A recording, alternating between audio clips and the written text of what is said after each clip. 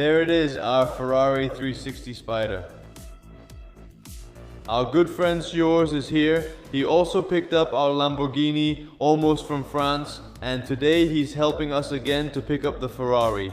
We are super excited to start this project since the engine is broken. The Ferrari was so low that we first had to pump up the tires to create a bit of height between the bumper and the tow truck, and we also had to use a piece of wood to actually get the car a bit higher.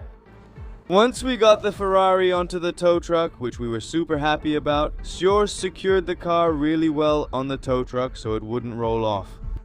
And we immediately left for the workshop. So excited to start on this project, I hope you are too. So don't forget to subscribe and like if you think these kinds of projects are super cool. Because starting in January, we're going to upload more often each week, guys.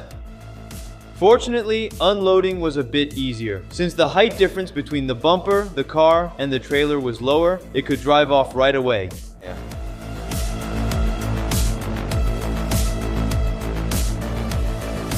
Alright guys, we're here. I'm extremely proud of us for bringing in a new project again. It's not just any project, it's a Ferrari. First a Lambo, now a Ferrari. Completely mind-blowing.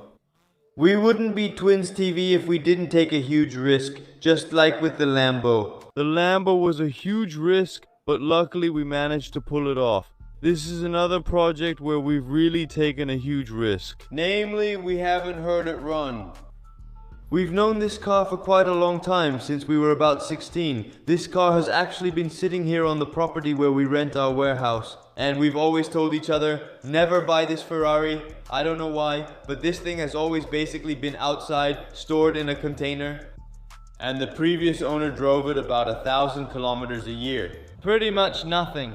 And yeah, you can assume that if a car like this is used so little, there are probably some issues with it. The story goes like this. This owner drove about 1,000 kilometers every year. So in 12 years he drove about 12,000 kilometers. And then there was a problem with the engine. The problem is as follows. The car runs rough. That's what we were told. The owner then took it to a car garage. And they found that it might be a head gasket, but he wasn't sure about that either.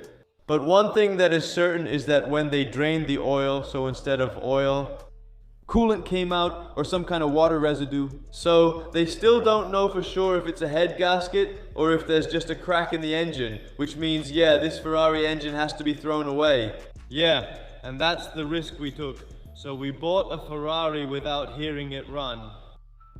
The previous owner did tell us that the car just starts and drives. But it's not possible now because it's been idle for a long time and due to the battery. Which is weak. Besides, of course, the garage has taken the car apart. So if we just open the engine bay for a moment, Don, because that's also a bit different than with the Lambo. Well, of course, it's all something we have to get used to, but here we have a lever. If you pull that, the rear hatch opens, and then we get to the almighty V8 instead of the V10. Just look at how much space you have. We're really not used to this, because the V10 completely fills the engine bay. Hoisting the engine in and out was just hell. Really a hellish job. And maybe you've already noticed, we're missing a very large part of our exhaust system here. Of course, this isn't just an open space. But here the workshop, or at least the garage that worked on it, has removed the exhaust. I don't know why, because the head gasket is over there and the exhaust is here. But that doesn't matter. We should have it with us. That brings us to the next thing. What did we actually get with it? Well, the previous owner actually told us that everything that comes with the car is in the front. In other words, in the trunk, because in a Ferrari that's at the front. And I'm actually curious if that's all correct. If we have everything complete and if it's all there. Absolutely, I'm totally hyped. My day can't get any better. I think this is really the content you've all been waiting for. And yeah, us too, of course, because we're super hyped to be able to do these kinds of projects together with you. So if you haven't subscribed yet, make sure to subscribe. Take a moment to subscribe, because 54% of our viewers haven't subscribed yet. And this is another project you really don't want to miss. So like you just said, there should be all the parts up front. We just talked about it. Indeed, we did see some parts lying around, but we're going to go through everything that's here with you. And when you see this, a tow hook, it usually doesn't mean anything good. Yeah, I heard him. Great. This is new too, but we've got it. We're probably getting ahead of ourselves and should just tell viewers what kind of car this is. This is a Ferrari 360 Spider Modena, as it's also called. Am I saying it right? Modena Spider? Guys, we're not Ferrari experts and we're not Lamborghini experts either. Not yet. Not yet, but I dare say we're willing to take the risk. If you receive a car in parts, that's actually already a sign that you shouldn't buy that car. It means someone else has already worked on this car. And maybe we haven't been told the whole truth, and they think, I'll just give up and pass it on, because then it's not my problem anymore. Well, and that's when we come into play. The twins are buying another car that's in pieces, one we've actually never heard running. I'm just really curious about what all came with it. At least I already see a battery cover, it's right on top. Yeah, also a piece of the footrest plate, right? The one at the back near your feet by the battery. So that's included. We have a box with it, with all original gaskets for the Ferrari. Look, that's good. Exhaust pods. Okay, wait, now I think they installed that exhaust on because they Disassembled it because they're going to replace the gaskets. Maybe those were just leaking. So yeah, that's probably why they ordered new parts. Well, it's a lot of parts. I see Ferrari logos, so it wasn't cheap. But I also saw this again. So if you disassemble it with this, if these are the parts you're removing, then I understand that you're going to replace gaskets and such. Because yeah, your gasket literally just falls apart and it's really rusted. I hope the car isn't as rusted as this looks, because then we really bought a lemon, and that wouldn't make you happy. To give you a bit of an idea of where the car actually came from, it was at a car dealership where it stood in the showroom for 2 years, indoors, heated, so that's definitely an advantage. But the fact that it wasn't picked up for 2 years does make me a bit uneasy, because yes, that does say something about the risk we took. Everything is content for us. Maybe we can solve this quickly and move on with the news. Or will it turn into another years-long project, which I don't expect, but you never know because it's a Ferrari, and then we're left holding the bag, and that's something I'm not looking forward to. But we wouldn't be Twins TV if we didn't take on the challenge. Yes, there are also 2 inner fender liners. Fridge cabinet. Indeed. Fridge cabinet, inner panel, what are those things called?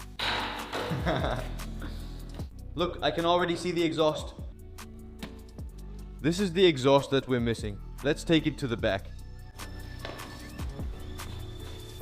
Yes, indeed. As you can see, we have open spaces here. And these fill the gaps. Equals so. And of course, we're still missing our big rear muffler. The muffler. That should be in there as well. No, it's not here. These are the catalytic converters. But where is the rear muffler then? We did have it, I did see it, so where is it? Could it possibly be in the van? Is that possible in the back? That could very well be. The biggest advantage is that the owner has basically guaranteed that the car is complete. And because of that, you don't have to spend unnecessary money on buying parts, because you just know that the car has been delivered complete. And there's one thing we haven't seen yet, that's the radio faceplate. But that's not such a big problem. If all goes well, we also still have the Ferrari radio somewhere, the original one that belongs with it. So yeah. Ferrari logos everywhere. Sick, huh? Yeah. Really sick. Look, a cloth, and then, hey, look here. Books. One thing that's super important is the history of the car. Plus, that gives it a huge added value. Because if you don't know how the car has been serviced or what the history of such a car is, the new owner might not want to take the risk of buying it. So, the fact that we have that is absolutely great. Even more junk. What's that red thing? A bag with? I think this might be a car cover or something. At least it's Ferrari. This isn't a car cover, it's too small. I think it's more like something for your seat or something. Yeah, seat covers. Sick. Oh yeah. Look. Steering wheel cover, you can't be serious? If this wasn't an enthusiast, then I don't know what is. This is really sick. Just store your car for winter with seat and steering wheel covers. That's sick, guys. You see Twins TV going crazy as Ferrari fans. We've never done this with a Lambo before, right? Completely covered like this. Shall we check if the roof works? Yeah, I'm really curious if it works because what's the point of having a Spider if the roof doesn't work? Exactly. Shall we try this one first? Yes. Make sure to close it all the way, okay? As you can see, the bumper is still loose because the exhaust was removed, which required taking off the bumper. The brake discs are extremely rusty because the car has been sitting still for a really long time. The brake pads are just worn out. The brake discs, on the other hand, are still kind of okay. The tires are really extremely dried out. And yes, they do have tire shine on them because of course the car was in the showroom. These tires aren't safe for top speed on the Autobahn, so they need to be replaced. This one, however, has significant curb damage and those brake discs are completely rusted again. It hasn't had an inspection for 2 years, so that also says something about how long the car has been sitting unused. And if the problem had been that small, I think the owner would have just fixed the car. At least, with a logical mindset, you would just fix the car if it was something really minor. Yeah, so if the cost just gets too high, sometimes people just choose to sell the car. And then 2 guys come along who say, yeah, we're just gonna try to save it. Whatever it costs, just take the risk. And we don't say no because, as you know, that Lambo was really badly burned. And it took us 2 years to get the car to the state it's in now. But anyway, new project, new opportunities, and definitely another challenge that we're not going to avoid. Yeah, the car doesn't really have much damage. On the other hand, it does have some small dents in a few spots that I think can be taken out, because the paint isn't damaged. Those can be pushed out from the inside by a professional. That's not us. We're still amateurs who think we know what we're doing, but you guys in the comments often know better than we do. So definitely let us know in the comments what you think about this, if this is the kind of content you like, and is this something you even want to see? An engine rebuild? Or let us know what you think it is, because the issue is that it has a rough idle. And of course, moisture in the oil, so let us know in the comments what you think about it. What we should do as the next step, because of course we don't want to break the engine if it's not broken yet, and if it is broken, well then it can't get any more broken. So shall we try the roof? Yes, I'm curious if the roof works. We've already had it on the trickle charger, because that car has been sitting still for 2 years. And the garage where we picked it up, put it on the trickle charger for us the night before, which is super nice. But I'm really curious if the roof works.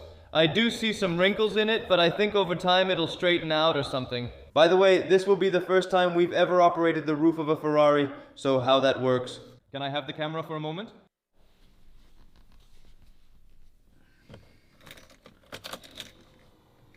I can hear things happening in the back. I think that's the automatic one. He says check, okay, and 85 kilometers, guys, and half a tank of fuel. Well, I'm going to operate the roof now, because I've got all these things here, all these buttons, so I'll hand it back to you. My new camera again. New project, new camera. Tell us about your camera. Which camera did you buy? I have a new Alpha A7 Mark III or something, I don't know, Sony. Sick thing, crazy fisheye, but I'm just curious, does the roof work? Here we go, in 3, 2, 1? What does this mean? That something is not going well. The other way?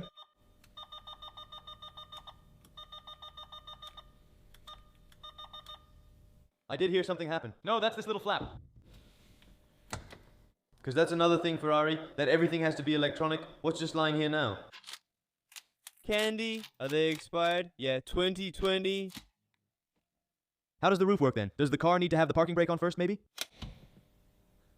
Foot on the brake, parking brake. Now the roof. Don't fully start it, okay? No, definitely not.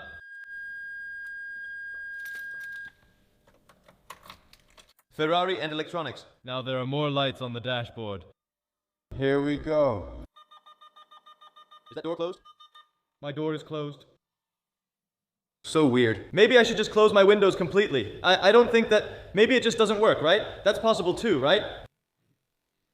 It's also possible it just doesn't work, unfortunately.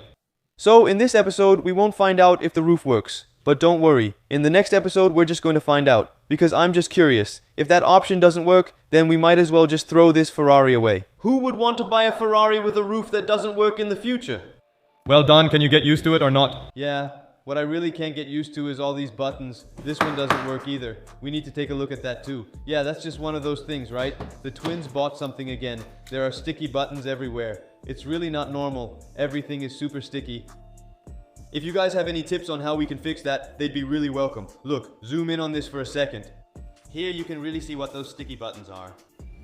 As you can see, we're missing a pretty big component here, called the exhaust. We're going to reinstall this first before we get the car running. Of course, we want to get the purest possible sound from the car, so we can properly assess everything in terms of sound, vibrations, resonance, and any extra noises. Especially regarding ticking noises. But one thing, why is there so much oil here? Is that normal? And why do those caps come off so easily? Not good. Here we go. It's time to get our hands dirty. That's why we first pushed the car forward. We jacked it up and put it on those stands. Because of course, you don't want a car to fall on you when you're lying underneath it. After that, we started removing the wheels, because the rear bumper will never come off until the wheels are removed. And check out these wheel bolts. They're super long. We've never seen anything like this before.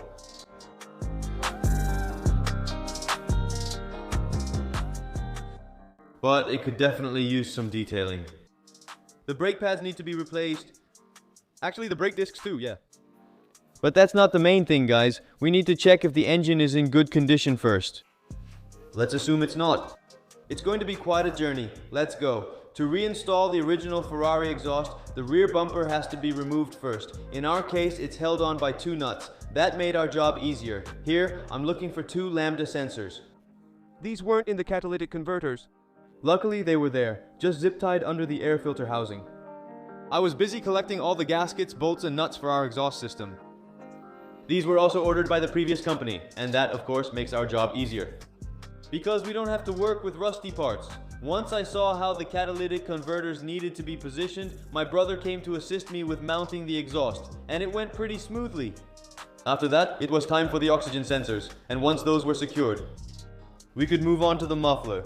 Once the muffler was in place, it was really just a matter of tightening everything up. There's a huge bracket that actually holds the muffler in place. You'll see it in a moment. This is it. After this was in place, everything tightened up again.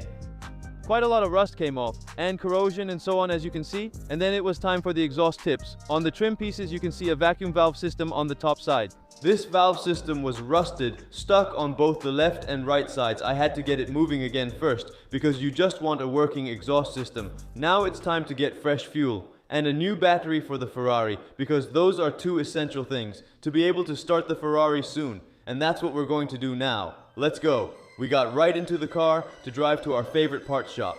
And there they basically sold us a store brand battery for a really good deal, and I also bought a new drain pan, because this one can hold 15 liters of oil right away. We avoid dealing with multiple drain pans and always fill our gasoline vehicles with 98. 95 is just not an option. And you just need 98 in a car like a Ferrari to get the best combustion as well. Alright guys, it's a new day here. I'm super hyped. Since buying this beast, we haven't heard it run yet. Before starting it, we'll drain the engine oil, as the car was stored 2 years ago. A garage found that there was a lot of moisture in the oil, and after that it was immediately changed, the oil. But since we don't know if there's enough oil in the car, we're just going to change it again, and we'll check it ourselves as well. To see if there's still any moisture in the oil, we want to diagnose that in our own way by using an engine flush, putting in new oil, putting in new gasoline. So what we're going to do now is drain the engine oil. And I'm really curious to see what kind of oil comes out, whether moisture comes out first and then the oil, or if it's just some kind of slushy, or of course if it's just completely clean, because that's possible too. So we're going to drain it now. Let's go. And then I slide our new drain pan under the Ferrari. First, I'm going to check which Allen key I need. It's a size 10 Allen key and a size 12. And here I'm struggling to loosen the first drain plug. This one was really stuck. And then, once I finally got it loose, what actually came out was all chocolate milk. So, while Daniel has opened the first drain plug, which according to Don has actually never been opened before, at least definitely not 2 years ago at the previous garage, and the car was basically just put away. This one, on the other hand, has been opened, because this one is really super clean, and I see a new copper washer. Because here it really says Motori Olio. And on the other one, it says Scarico Olio, yeah. This way we're also learning Italian. Scarico Olio actually means oil plug or oil drain. Drain plug, how do you loosen this, Don? Yeah, these came off smoothly. This is what it looks like. Really, just a bit sludgy actually. I've seen this before in cars. When you take off the oil cap, it's kind of like mustard. Mustard indeed on the oil cap.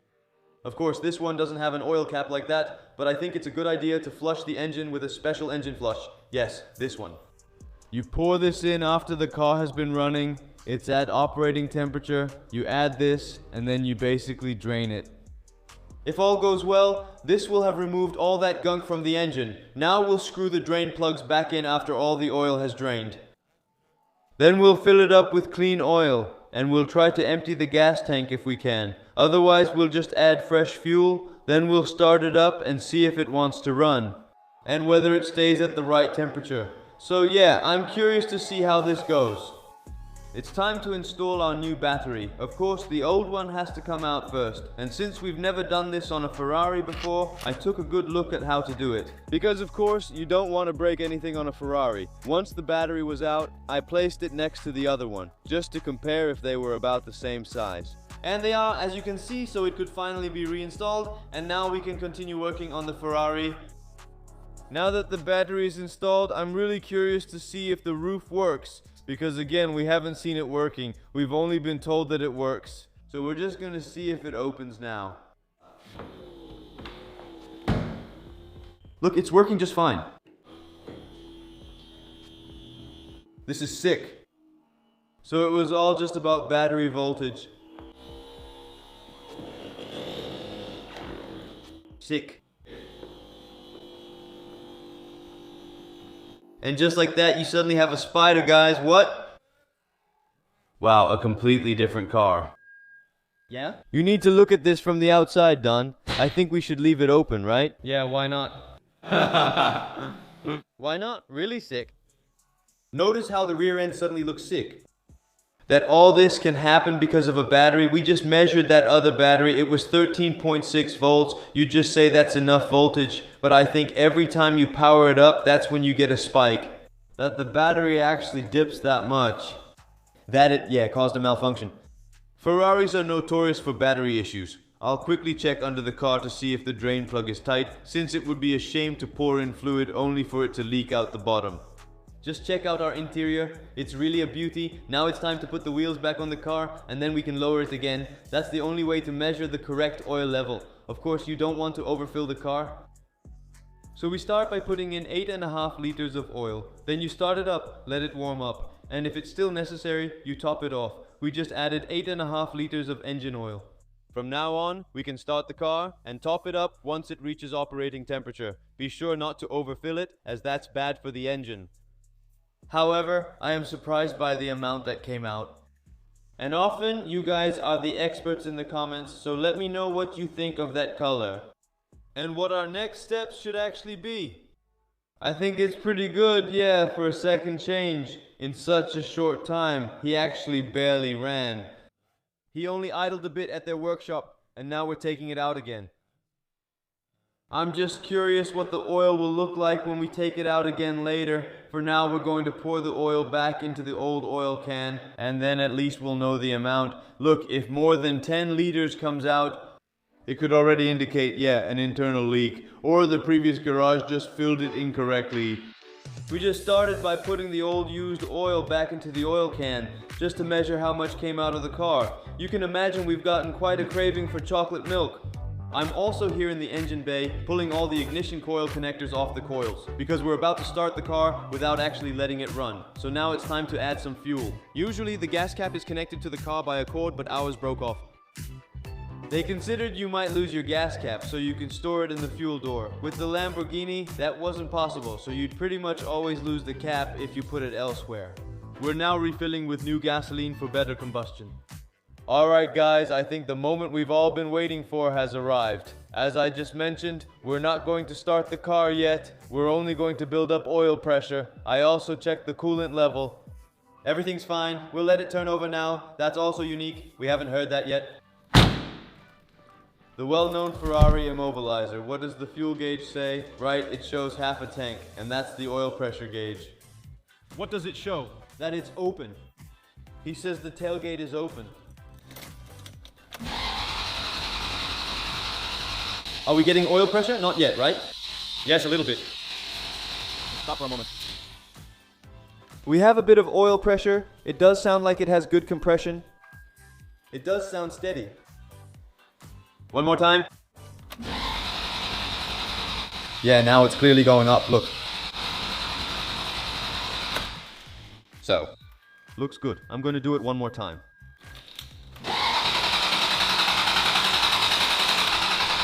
Sounds good though. I have to say, so far I haven't heard any strange noises, just nice and loud. It's running steadily, so yeah. Now? Really, man? You don't want this as a Ferrari owner, do you? Always opening that door from outside. Now put all the ignition coil connectors back, and then it's time to fire them up. Let's go. Okay guys, all the ignition coil connectors are on. Time to start the Ferrari for the first time in 2 years.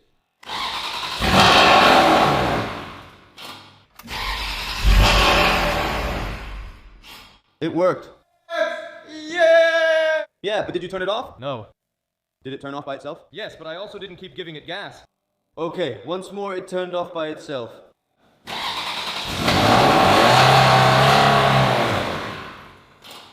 It does sound odd that it stalls, but it hasn't run in 2 years, right? By the way, Don, that's typical Ferrari. Yeah, if this Ferrari model hasn't been driven for a long time, that it needs to start up 3 or 4 times before it really keeps running.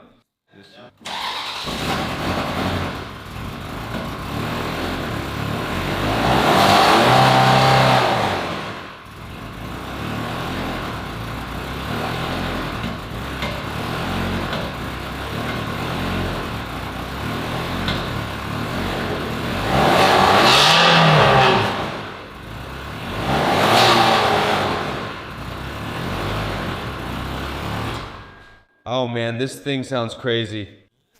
And are you doing something or not? I'm giving it some gas, but the engine management light is flashing and I don't think it's running on all cylinders. It really smells a lot like fuel. But I don't see any leaks, Don. No, I would just let it run for a while. Yeah? Without giving it any gas or anything.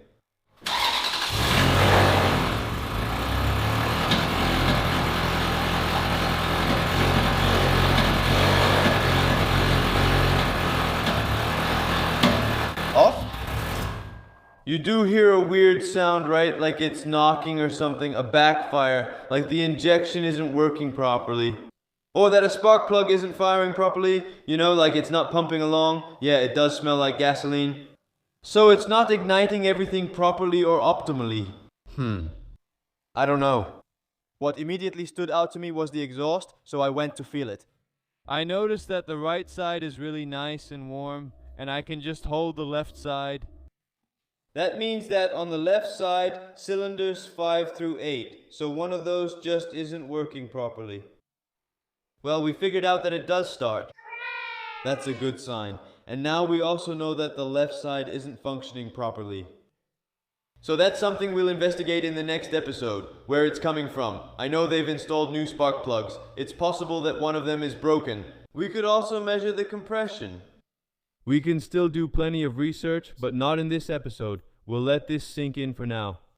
Let us know in the comments what you think of our chocolate milk, how it came out of the engine. Is it shocking? Do you think this could just be from standing still for a long time and it just needs a good flush? So let us know, and let us know what you think is going on with our Ferrari. Because we have a lot of experts in the comments. Give a thumbs up if you think this is an awesome project. I'm totally hyped that the Ferrari even started at all. The roof has been opened, so that's super nice. We actually have a Ferrari in the workshop. How cool is that? Stay tuned because there's a new project coming up. I won't say too much about the next project yet, but it's going to be insane, guys. Ciao. Ciao. I've been on go since a kid. 9 guys full of kids. Where I keep winning, you're sick. Keep making that money flip. Way up. Pick it up, pick it up, pick it up, pick it up. That went way up. Bend that mouse to feed. I pray that check flow stay up. All of my bros, they been my bros. I'm talking day one. About a month ago, we bought this Ferrari 360 Spider with a broken engine. At least that's what the garage told us. And now we know that the garage drained the engine oil. The one who worked on the front of the car. So first water came out and only then oil. They also suspect that the head gasket is broken, but we wanted to make our own diagnosis. First, we replaced the battery, then we drained the engine oil ourselves to check how much moisture was in the oil. And unfortunately, the engine oil still looked like chocolate milk, showing there was a lot of moisture. We briefly reinstalled the exhaust system, then started the car.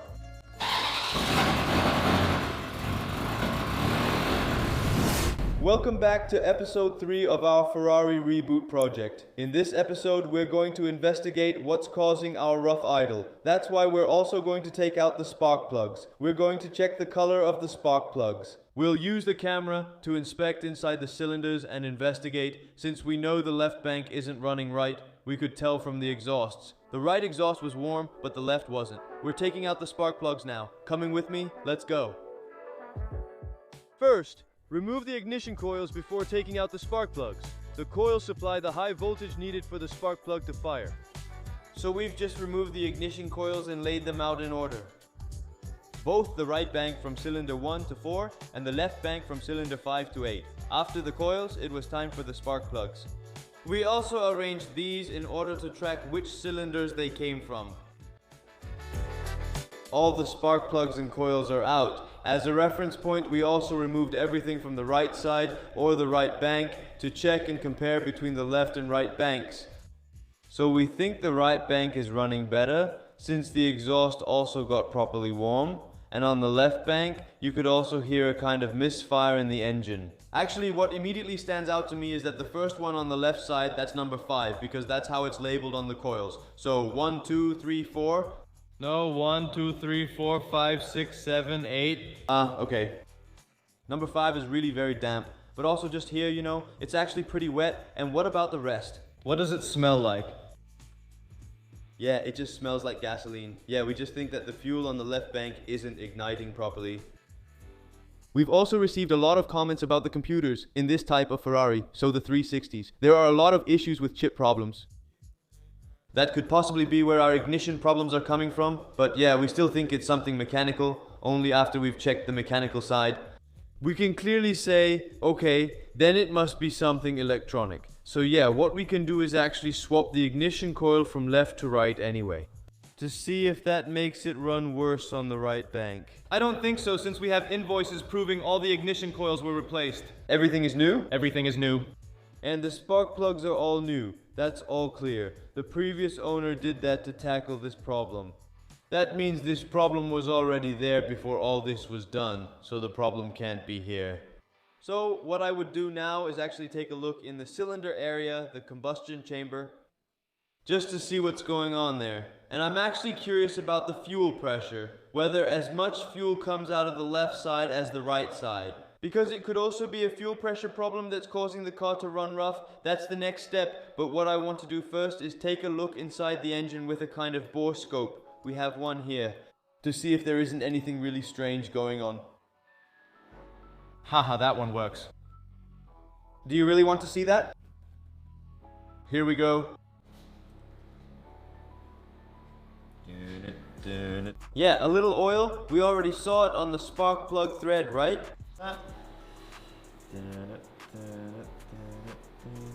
I'm gonna put you guys on a tripod for a moment. Here we go. At least you can see the imprint on the piston, right? That already tells you something actually. How much residue is actually on the piston? That doesn't really shock me yet. What about you? No, it's an old engine with 85,000 kilometers, so I did expect some oil. This one's much drier, right? See that? Yeah, it's really a lot drier. You could also see that on the first spark plug. Or rather, number 5, like you just said. That one was also the wettest, right?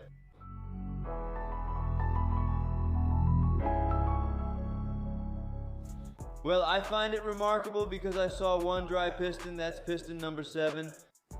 All the other pistons were actually quite moist on top. Oil residue or something like that. One even had some kind of brown rust or something on top of the piston. No idea what that was. If you know, tell me in the comments. Yeah, there could still be moisture in the fuel, moisture in the chamber. Of course, last time we only ran the car for a very short time because we kept getting backfires. I think it's a good idea to measure the fuel pressure anyway, to clean all the spark plugs and put them back in. Yeah, maybe start the beast up again and see what it does. It's also important to open up the air filter boxes and check the air filters, since these can also affect combustion. These were as good as new, so we didn't need to do anything. I just vacuumed sand from the air filter boxes. We can reassemble everything cleanly later. And then I know that everything is good there at least. Now we've started measuring compression. Daniel tried to see if he could blow into the gauge, but of course he couldn't. We've measured the compression from 5 to 8 and from 1 to 4. Well, actually, what we're seeing here is pretty positive. It's 14 bar. Everything is 14 bar. 14 bar. And with a peak, that's 14.8. And actually, everything on the right bank is 14.1. Quite a coincidence. On the left, you see some deviations. But anyway, this is good news. There aren't any huge differences in compression. So this is actually good. I'm also just wondering, a head gasket problem, can that also cause compression loss? I think it can, right? If there's some kind of leak from the cylinder combustion chamber, then you have pressure loss, right? I think so. I'm pretty sure. So where does the rough running come from? Exactly. That's why I expect it has two different causes. Of course, he has a lot of moisture in the oil. That could still be a head gasket problem. But it could also be that it's running poorly because of a fuel pressure problem, a clogged injector, so we're still investigating where it could be coming from. And by doing all these kinds of investigations, of course, we're finding out more and more about what it isn't, and hopefully soon we'll find out what it actually is. It could just be a broken fuel pump that's not delivering enough pressure, or a dirty injector. So what we're going to do now is, now that we know how much compression the engine has, and that there are no strange deviations, we're going to clean the spark plugs, screw them all back in, put the ignition coils back. Next, we'll do a fuel pressure test. You can easily install this later since it has a fitting. We'll discuss this in a moment.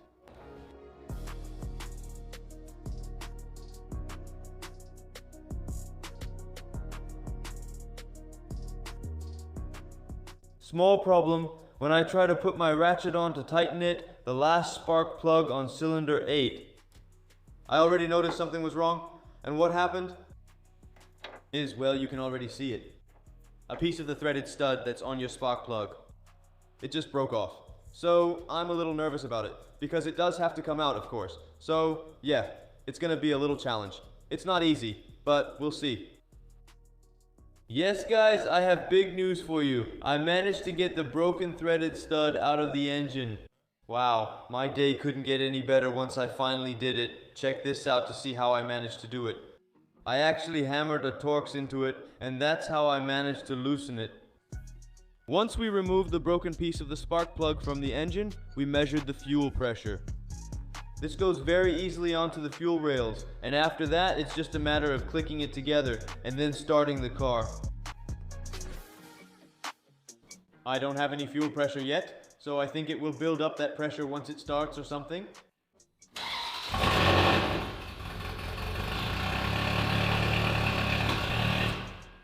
I think the fuel pressure has gone up a little.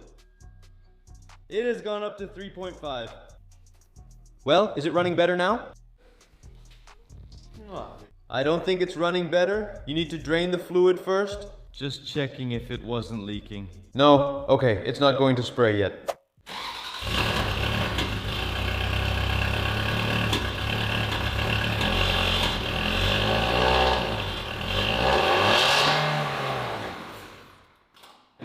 I see 3.6 bar.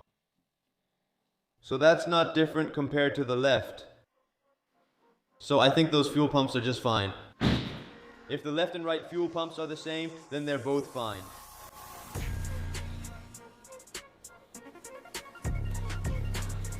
We realized we weren't going to get anywhere with our tools, so we began searching for the fuel relays. We bridged these so that the fuel pumps would keep running continuously. This allowed us to empty the fuel tank using the car's own fuel pump.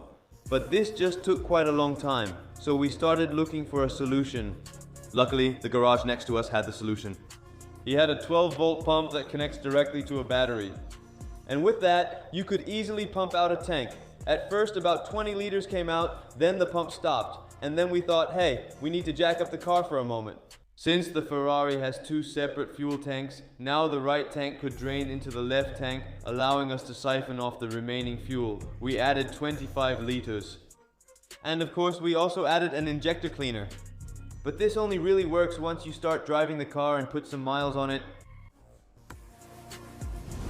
Guys, I've really been waiting for this moment. By now we're all high from the new fuel smell. The old one was just terrible. Check this out, this is our new fuel color, right? You can review the other one again. I'll add that footage now. We're going to start the car. Turn the ignition on and off a few times so the fuel pump flushes everything through. I don't expect it to start right away. But who knows, maybe we have an engine that runs well. I just hope so. Keep your fingers crossed for us, and let us know in the comments if you think so too, that this will solve it. If not, we'll need to do more research.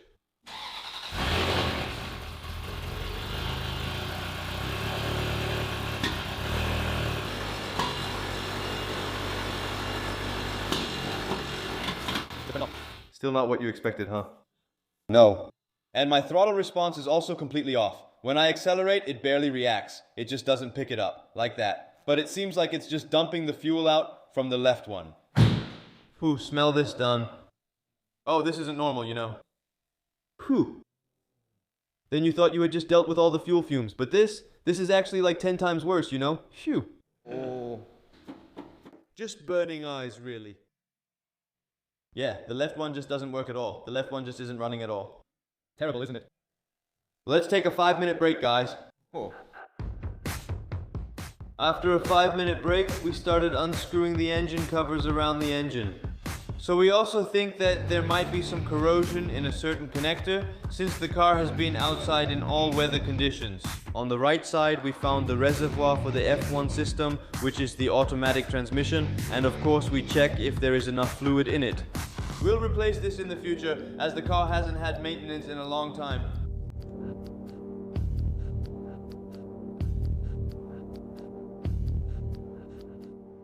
Look, rain can just fall through here. And that could also possibly just get through that cover. In any case, moisture, yes. Look, this thing has been sitting outside for quite a long time, right? So something is going wrong somewhere.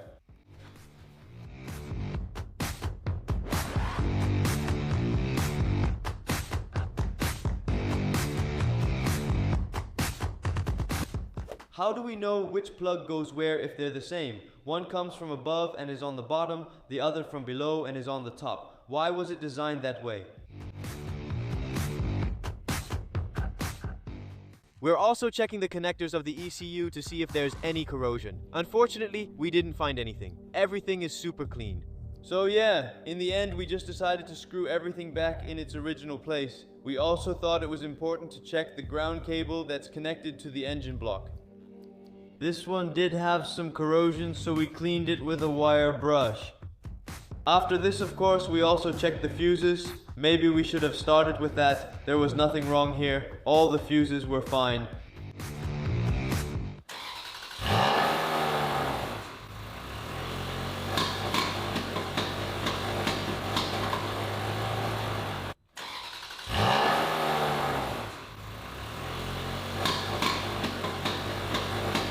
Okay, the check engine light has now come on and it stays on. So that's progress in the case. As you just saw, we actually double-checked all the fuses. I cleaned the ground connection under the car, and it seemed to run fine for a moment, a little bit better. But after that, it started running really rough, and my engine management light came on and it stayed on. Just now it was blinking. I'm curious what it's going to say now. I read a lot of things about this on forums. Yes, because by now I'm a regular on Ferrari forums. But anyway, I do read a lot about electronic faults related to the wiring harness. So apparently there's some kind of modification in the wiring harness for the ignition coils. So yeah, I'm just curious now what it's going to show. Or if we can even read it with our computer. I think we can. Here I'm just scanning the Ferrari with a slightly more expensive computer. This one indicates that the left throttle body actually stays open when it's supposed to be closed. We also found a lot of oil in the intake pipe, so of course we're going to clean that thoroughly, and we'll also clean the throttle bodies. We'll start with the left side, then the right side, and then we'll put everything back together. And what immediately caught my attention was the condition of the timing belt. And as you can see, they haven't been replaced for quite a long time. We're lowering the car, removing the seats, and taking out the interior panels. Let's go!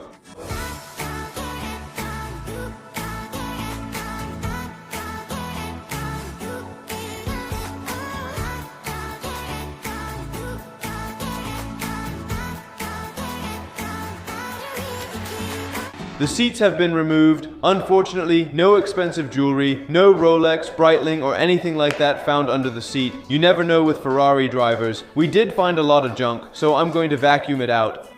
I'll leave the factory tape on for now. Let's go.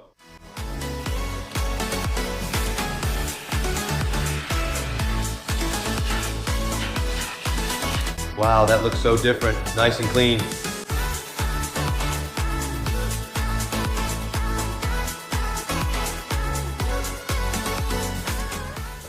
Oh, I do see a pretty recent serpentine belt. That goes to the alternator. A little AC belt. But to actually really see our timing belt, to be able to assess it, these need to come off. And that one too. When I pass in the street, bag of money in the passenger seat. Simcoe's been asking for me on the road from the west to the east. Way up, I might never come down, cause the coast racking up the flame out. So high, I might never come down, so what, this is my lifestyle. Personally, I would have installed it the other way around so you can read what brand it is and what type. The belt doesn't look too bad, just a bit of rust. This one, on the other hand, seems to be fine in my opinion. And now, the moment of truth. We're going to take a look at our belts. Wow, that looks pretty intense when I see it like this. Do we also have to remove a coolant hose now? I hope not. Woohoo! I got you, boy. The Ferrari experts will probably say that's not how it's supposed to be, but believe me, that's how it's supposed to be. Okay, well, we actually see a lot of markings showing where they've indicated how the timing should be set during the assembly of the timing system. I think that's going to help us later to determine whether it's in time or not. I'm going to set it to the timing according to their notes or markings, and then we'll see if we notice anything unusual. I hope we do. Because then we've already found a problem, so we're going to set it to the correct timing now, and I'll walk you through it. Let's go. Bag of money in the passenger seat. Simcoe's been asking for me on the road from the west to the east. Way up, I might never come down, cause the coast racking up the flame out. So high, I might never come down, so what, this is my lifestyle. Fast lane when I pass in the street, bag of money in the passenger seat. Simcoe's been asking for me.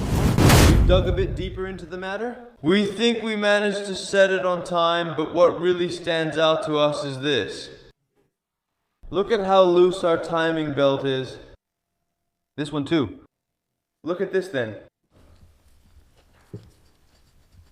It's just not normal, is it? This can't be right, can it? Just how lucky we've been. This thing was on, you know. This thing was actually running. What also really stands out to us is you see these bolts in the timing gear. They're not in the right place at all anymore. So you can actually see that it's shifted. It looks like it was originally on the right and now it's moved toward the center. It seems like nothing is properly timed anymore. Maybe this is where our problem is. But this just isn't under any tension at all, guys. This can't be real, right? And this one too. Look at my timing belt. Just here. This is just, how much play is this? At least 3 centimeters, man. Yes, guys, it's a new day here. I'm super excited that we can make a lot more content for you now. The recovery process will be faster since we have multiple filming sessions each week, not just one. That's how we've spent our morning. We've been busy figuring out how to get the engine timed correctly. It's quite a complicated process. Of course, on cylinder 1, we removed the spark plug and inserted a screwdriver to determine the TDC. We also removed the inspection covers from the camshafts at the rear of the engine to check if the markings line up. That way, we can see if the engine is properly timed. So we have everything lined up according to the markings now. As you can see, yellow, yellow, yellow, yellow, yellow, yellow, yellow. Basically, according to the manufacturer, it's timed correctly because the yellow markings are from the manufacturer, but then the markings don't match up. Our TDC doesn't line up with cylinder 1. And the markings on the back of the service hatch section also don't match up. Strange. Could our misfire possibly be coming from this? Let me know in the comments. One thing I do know for sure is that we're just going to order a new timing set. New tensioners are going in.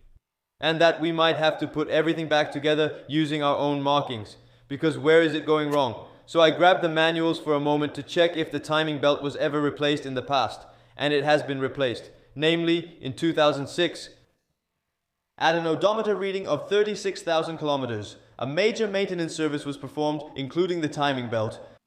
And after that, I found a new invoice, or actually a quote, 2008, so 2 years later, exactly 2 years later, and then the Ferrari had 55,000 kilometers on it, and the recommendation says, timing belt needs to be replaced next year. That's correct. Timing belt every 3 years, and the tensioners every 5 years. I'll take you to the computer.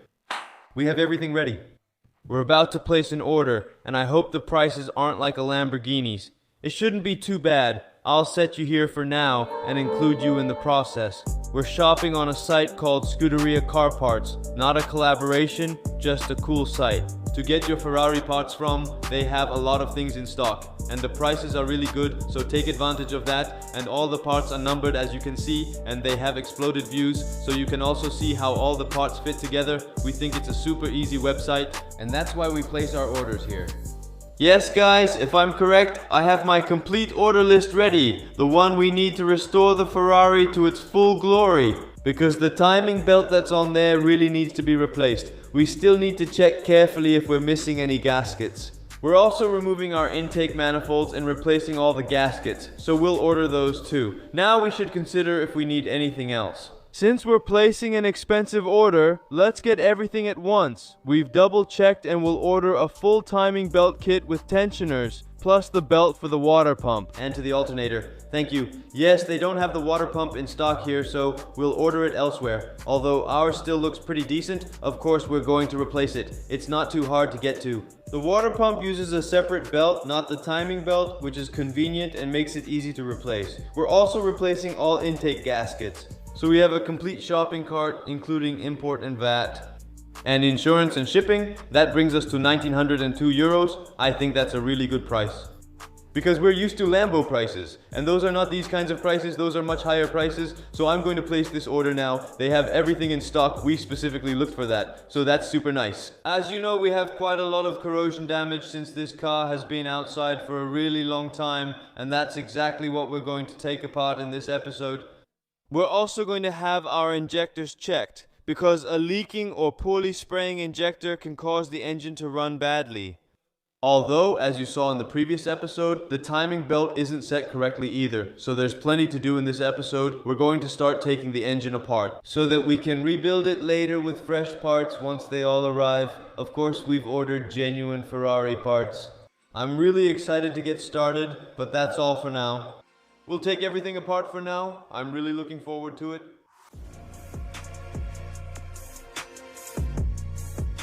As you can see, we have quite a bit of corrosion, and I'm starting here by removing the sticker. I couldn't order this sticker separately online, so I'm trying to take it off as carefully as possible so I can maybe stick it back on later with a little spray adhesive.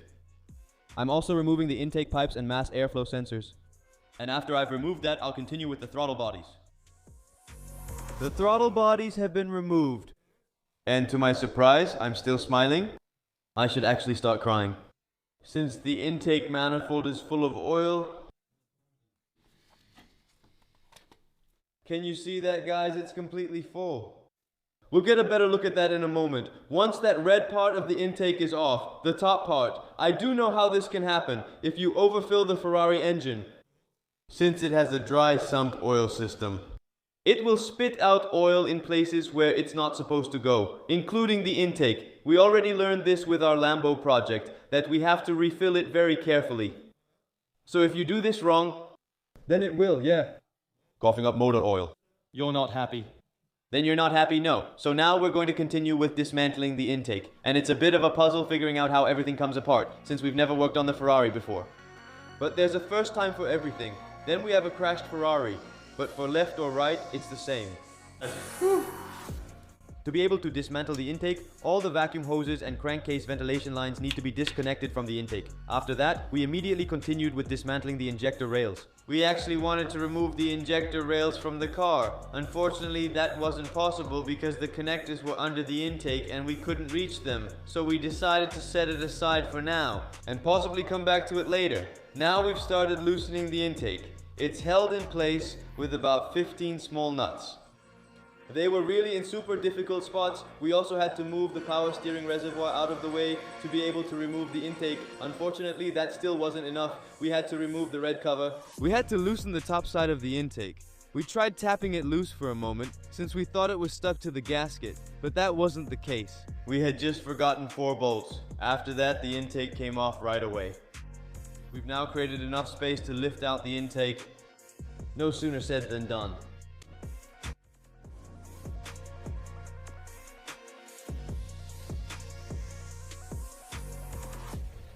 Guys, you can take my word for it, this was a fight that lasted about 4 to 5 hours.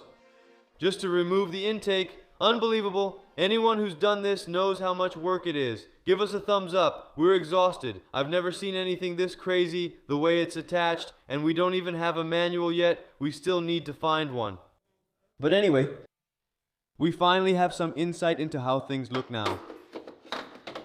And it was really crazy to get into every little corner where a little nut was stuck. Guys, just check that gasket, for example, on number 2. Completely worn out, oil traces that go in here, right? Look at this. This isn't recent. This is just really all caked on here. Look. But it's not surprising that there are oil traces there. Because guys, check this out. Don, can you maybe show the viewers how much oil is in here? Yeah, this is unbelievable. You can literally just pour it out. That's how much is in there. Look at this. It's just sloshing around. Unbelievable. This is really because that engine was overfilled. I can't imagine that the engine is broken since we measured the compression, and the compression measurement actually indicates that. That the pistons and things like that are all fine. Look, the oil control rings are of course a different story.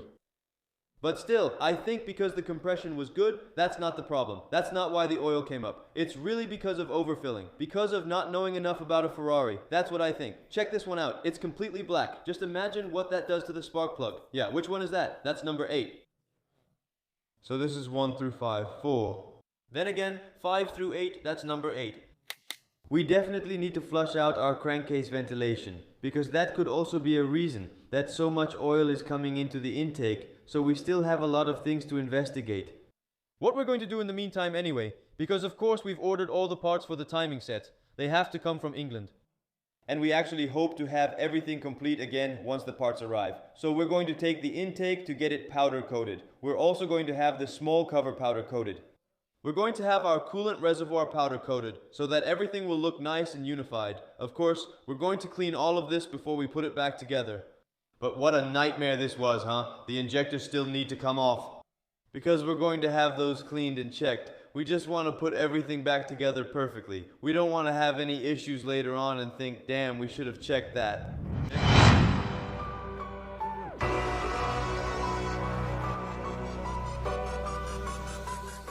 The next morning, I immediately started cleaning the intake. As you can see, a lot of oil is coming out, and this can really only be caused by overfilling the engine. I got to work with a lot of brake cleaner, and with a small brush to reach everywhere properly. As you can see, the top side is already almost clean. Now I'm working on the bottom side. That green gasket also had to go, because we've ordered a new one.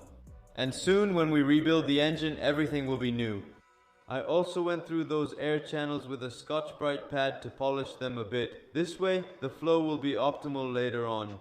After a few hours of polishing, this is the result. I'm very proud of it. Here, I'm just removing the butterfly valve. I'm taking it out, because I don't want that to be powder coated.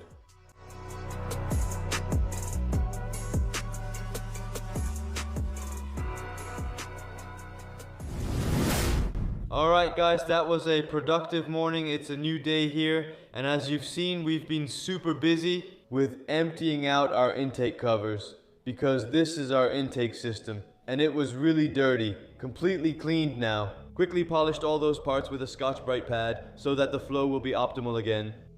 And we're going to take this to Vivelde Tires. The people at Vivelde actually do powder coating for almost everything, not just wheel repair. But they also powder coated the Lamborghini frame rails for us. And today I spoke to Fico, and he said, of course, just bring your intake covers by. We're obviously going to powder coat these in red again, so that's where we're heading next. But before we leave for Vivelde, we first need to empty our coolant reservoir. The pipe that runs along the coolant expansion tank, I had to unclip it for a moment because it needed to make room so I can reach the nuts later. Here, I'm just sucking the coolant out for a moment. After sucking 3 times it was empty, and the coolant looks super clean, so again I don't think the head gasket is broken. Here I'm loosening the 4 little nuts, so the reservoir comes loose, and then the 3 hoses that were attached here. I put everything neatly in my basket. And I immediately left for Vivaldi tires. It's just around the corner and only a 5-minute drive away. We've been coming to Vivaldi for years in our private cars and work van. And we used to come here with our old Lamborghini and now also with our Ferrari. They are professionals when it comes to tires and rims, and they also do CNC turning. We're back in the workshop. As you just saw, we dropped off all the parts at Vivaldi. Those guys are so professional, I don't need to tell them anything now, not even to tape off the coolant reservoir during sandblasting. They already know. Unbelievable. Anyway, let's keep going. With removing the injectors, because the injectors are an essential part of the engine's combustion, and if the combustion isn't right, you'll get backfires from the exhaust.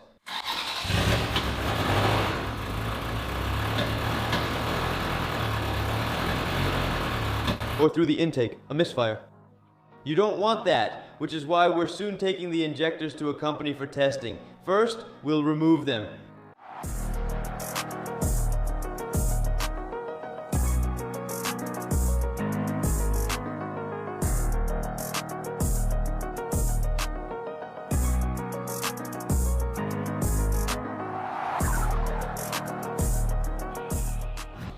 And Mitchell is now going to put them in the device so we can check everything later to see if it's correct. Maybe you can briefly explain what can actually go wrong with an injector. Well, most often it's the little filter inside the injector. And I can show you that it's right here at the top of the injector. That it gets dissolved by all the dirt that's in our fuel these days. And that it actually causes the needle and the opening further inside the injector to get clogged, break down, or start to corrode. And that's mainly what actually happens. But this Ferrari, if I remember correctly, has about 80,000 kilometers on it. But that doesn't necessarily say anything about the injector, does it? It hasn't been used much, just 1,000 kilometers per year over the last 12 years.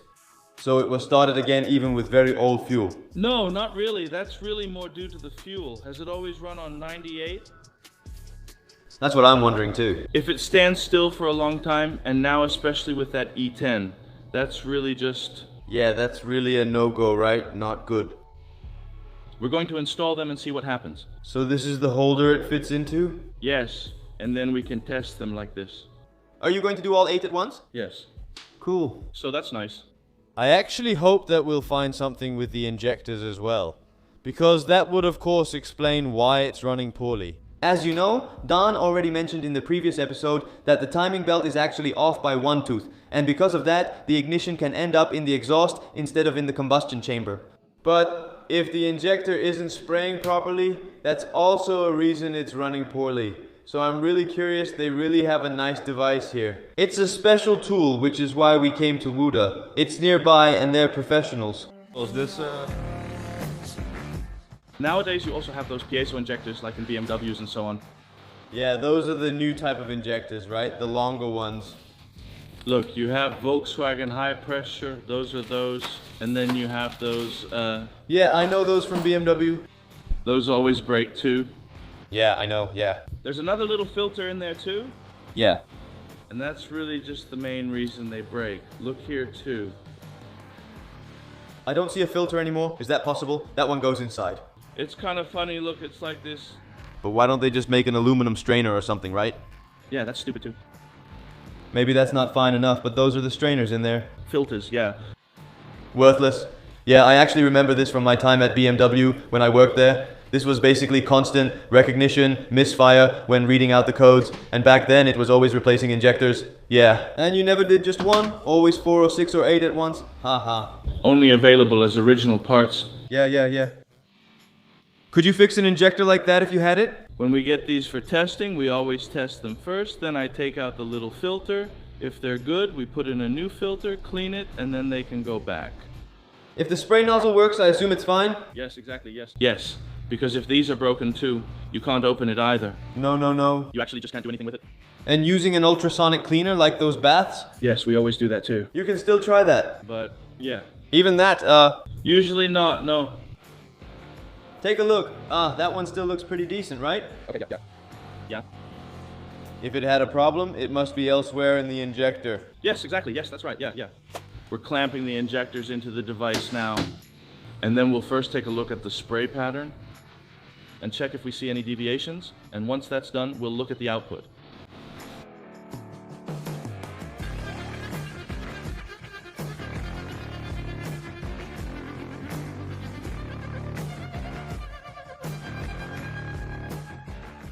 Okay, Mitchell. We're going to test them. This is just set and sail. So one by one, we'll start with the leak test first. Let's see if they drip, if anything leaks. Yeah, to see if it holds back the pressure from the rail, you know? Because that's very important, as I understand it. When you park your car, it shouldn't drip, right? Because if it keeps dripping, you might also get problems in your combustion chamber. Yeah, exactly. If you start it then, it just has way too much fuel, and we don't want that. Okay, here we go, guys. So, he's going to pressurize it for 60 seconds. At 4 bar? And so far, it looks fine. No weird leaks. 6 seconds have passed. And there was no dripping.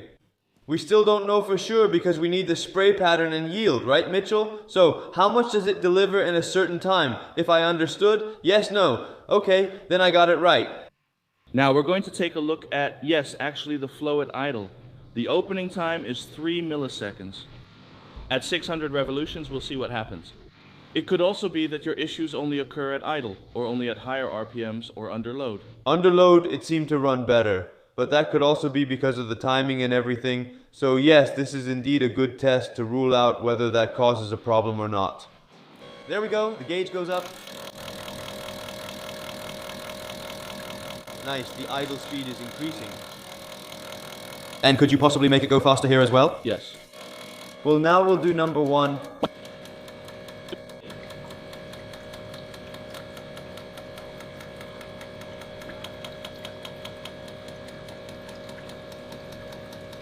Okay, looks good. Now you see 3 milliseconds. Yeah? If I turn it up, it goes to 6 milliseconds. So that's the same speed, but yeah, a different load. 12 milliseconds. Oh, it's really going fast now. Really just full load. So it could also be your cold start enrichment. Yeah, exactly. And so we can also see a bit of a deviation there. Help me out. The spray pattern is good. I don't see any deviations. At certain RPM ranges, we can really see that everything looks fine. Now we're going to check the output because, of course, we can't see that with the naked eye. And maybe we'll find something there. So let's go. But to be honest, Mitchell said he doesn't expect anything strange, let me put it that way. But never say never. We'll see, we'll see. Okay, let's go. He's filling the chambers for 30 seconds now? Yes, he's actually doing an automatic test now, and he's doing that at different RPM ranges. And then we'll be able to see the differences between them in a moment. As you can see, it's filling up very slowly. I think this will all go a bit faster soon. But anyway, you can see that these are actually a bit higher than these. Or, well, just a little bit. But it's not a shocking difference. Now it's going a bit faster. A bit faster again. What is he doing now? Simulating the start. Oh, simulating the startup. Is the test over? It's done. And I think it looks perfect. There's one with a slight deviation. That's number 3, right? Or am I seeing it? Yeah, it's a bit less. But really just a little, right? Yeah, it's really, normally I wouldn't even write this down. It's been approved by Mitchell. Hey, I'm so happy about that. Now we can just install our timing belt soon. And then start again, because this is basically a closed chapter. We've had so many comments saying that the injectors could also be a problem. And we actually kept thinking in the back of our minds, could it still be the injectors? But now that we've found the issue with the timing belt and ruled out the injectors, I actually feel confident enough to put the Ferrari back together and then start it up and see what it does. If that's not it, then we'll keep investigating. I hope this is all it was. And then hopefully we've just made a good guess, because then we won't have to put a new engine in the Ferrari or do a head gasket or anything like that. So Mitchell, I want to thank you very much for today, and of course for approving the injectors. I'm going to shake your hand. Thank you so much. You're welcome. And yes, maybe next time I have a problem with my engine, I'll know where to find you. Great, awesome. I'll just add Wuda in the description. If you need work done, just message them. They're very friendly, and I'm heading back to the workshop now. Ciao, I'm back in the workshop with great news. Our parts that we ordered from England at Scuderia Carport were delivered in just one day. So ordered yesterday, received today. That's how fast it can go. Even faster than the dealers in the Netherlands can arrange, we managed to get it from England. I'm super hyped because those parts weren't cheap, as you know. 1900 and help me out here. 1900. 1900 and never mind. Almost 2,000 euros worth of parts, so we're going to unpack them now. Let's see if everything is complete. I'm excited because if all goes well, there should be Ferrari stickers on everything.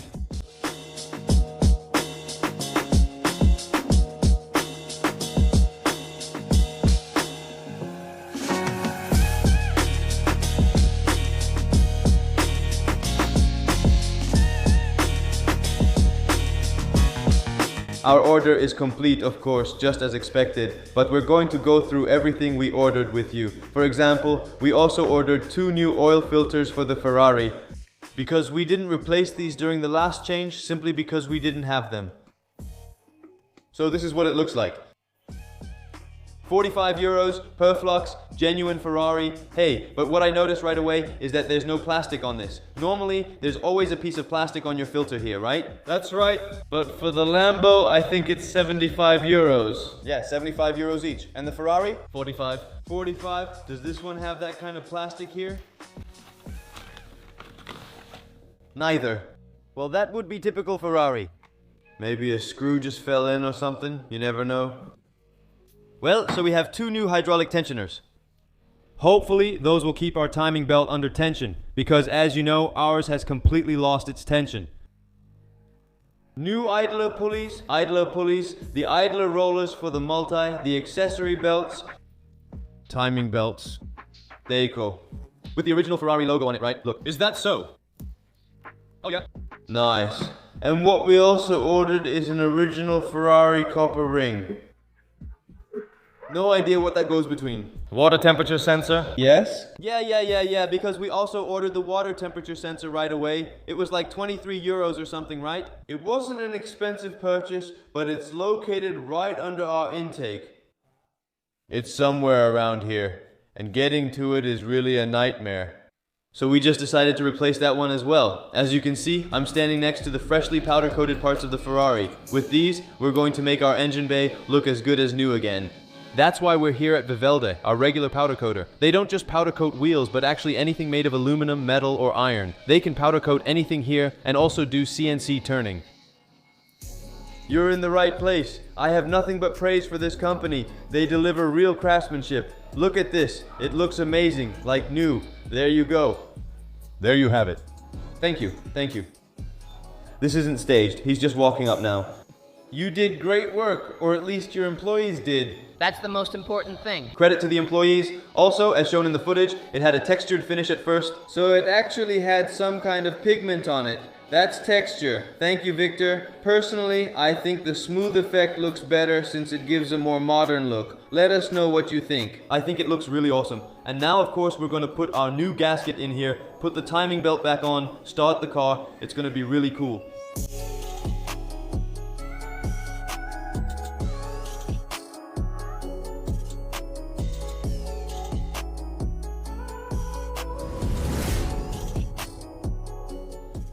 Yes, welcome back to our workshop. We got our freshly powder coated parts back.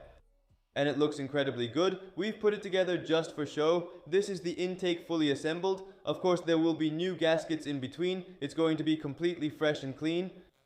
Just check out our engine bay. It's just a complete spiderweb of hoses, cables, wiring. It's unbelievable. That's what we're going to start with first. Because it's still fresh in our minds. We'll figure it out. We've handled harder challenges. If you can build a Lambo, you can do this too. So let's go for it. Let's go.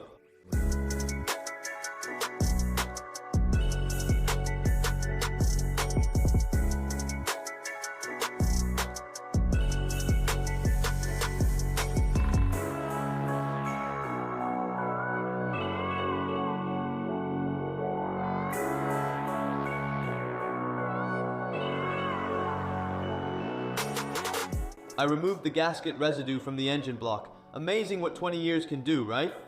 Those gaskets were about 20 years old. And a bit of oil, because as you might remember, there was quite a lot of oil in our intake. And that also caused those gaskets to become completely soft. And they were basically eaten away. Yeah, check this out. This is old, and this is new. So we also degreased everything, cleaned it, and we checked with a bore scope inside the engine to see if anything might have fallen in. We found some gasket pieces in a few spots and vacuumed them out too. So now we know 100% for sure that it's completely clean there. It's time to start putting things back together. I'm really happy, because soon we'll have an engine bay that looks amazing. Even if we look through here later, then you just see a beautiful intake, really. Wow, mind-blowing. Guys, we actually have a Ferrari. I'm still amazed by it. Before we put the intake back on, we decided to clean everything up nicely. As you can see, it made a huge difference. Vivelda carefully taped everything to keep powder coat from getting inside the intake. We're redoing all the threads. That means we're running a tap through them. This way, all the bolts can go back into the intake smoothly, and it was really necessary, since those threads were pretty worn out. Here I'm reinstalling the butterfly valve in the intake. This connects the left and right sides at a certain RPM for maximum flow. Almost forgot the temperature sensor. We swapped that out as well. And there goes our intake, guys, clean. And with new gaskets underneath, it's being put back. We're also reinstalling the red covers. They're taped off with masking tape so we don't damage anything. It would be a real shame if they had to go back to Vivelda. So better safe than sorry.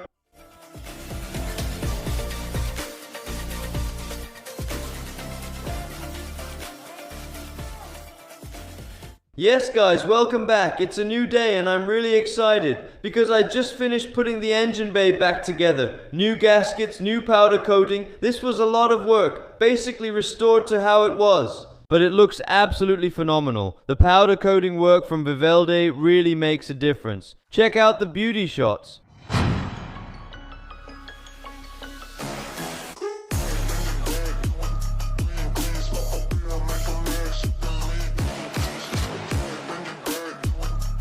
The car has been put back together here. The next thing we're going to do is, of course, move on to the timing belt. We're going to replace it.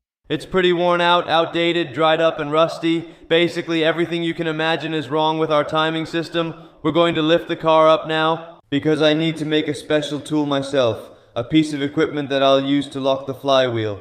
So I'll show you how I do that. I'm curious if it will work. I think it will. It's an exciting project because I need to make something from a plate to lock the flywheel. So yeah, of course I'll take you along with me. Let's go. The Ferrari is up in the air, and the first thing I saw was a leak. I was almost worried, but of course it makes sense that there's coolant on the ground. Yes, we replaced the water temperature sensor, which caused some coolant to leak. But like I just said, I need to make a locking tool for our flywheel. I have to remove this little hatch. 4 Allen bolts need to be loosened. And then I basically get to the clutch and flywheel section, and I need to come up with something for that. Something I can use to lock the flywheel. It should look more or less like this picture. And then with something protruding that I can use to lock the flywheel. I don't think it's going to be a really tough job, but you never know. So yeah, let's continue. I'm excited because without this we can't lock our crankshaft nut. Because our crankshaft will be able to turn when we try to loosen this. And that's why it needs to be locked there, so we can remove this pulley.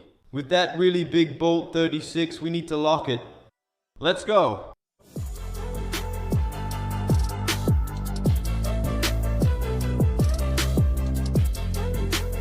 Alright guys, I found a really nice piece of sheet metal. I'm going to make my special tool out of it. Let me show you how it works. This is what I took off the car. I'm going to trace that. After that, I'll drill 2 holes in my piece of sheet metal. Look how nice and thick this steel is. But what I'm actually going to do is put in 2 bolts, so to speak. They will block the flywheel from turning. This bolt that's fixed here will soon be tightened and loosened with 200 Newton meters. So that's quite a lot of force on it. So it really has to be a solid piece of steel. So let's fabricate something. And I'm curious if we'll be able to loosen it.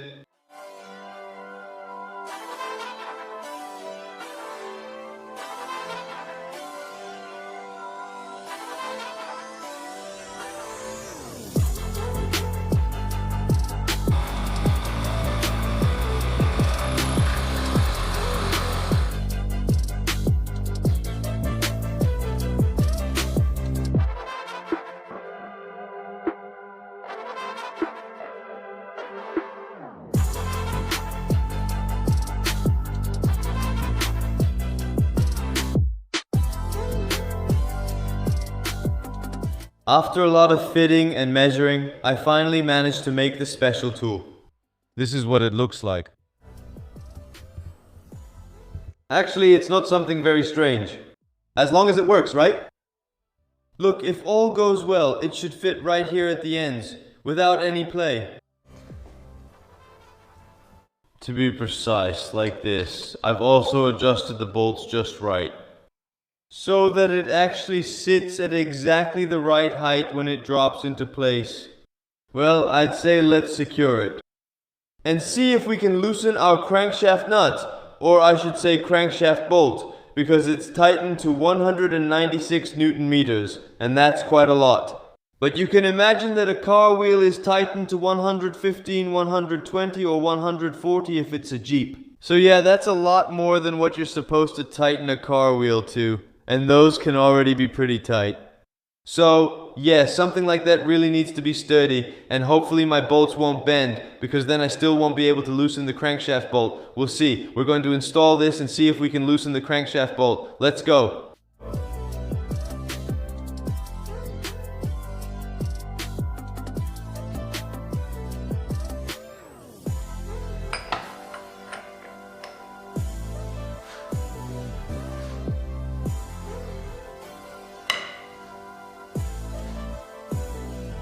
Yes, it's good.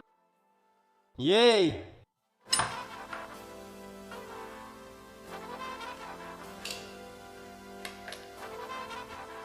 Well guys, the moment of truth.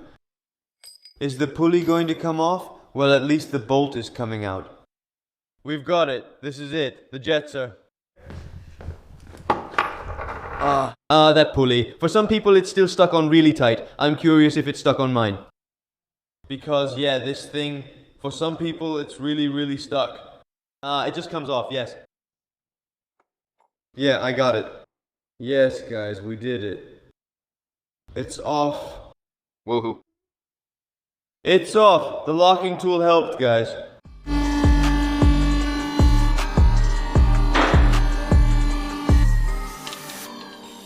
High quality tools, guys. Usually around 600 euros if you buy it from Ferrari. And there you have it. How much work was it? I think about an hour and a half. Nicely earned. Yeah, guys, you're not happy about the 10-minute videos, huh? That an episode only lasts 10 minutes. Those are just episodes that we shoot in a whole day, in 8 hours. And that's one episode for you, and sometimes not even that. Some take 2 days. Exactly, that too. We can make the videos longer for you, stretch them out a bit. That might also be something we do in the future, just to entertain you a bit more.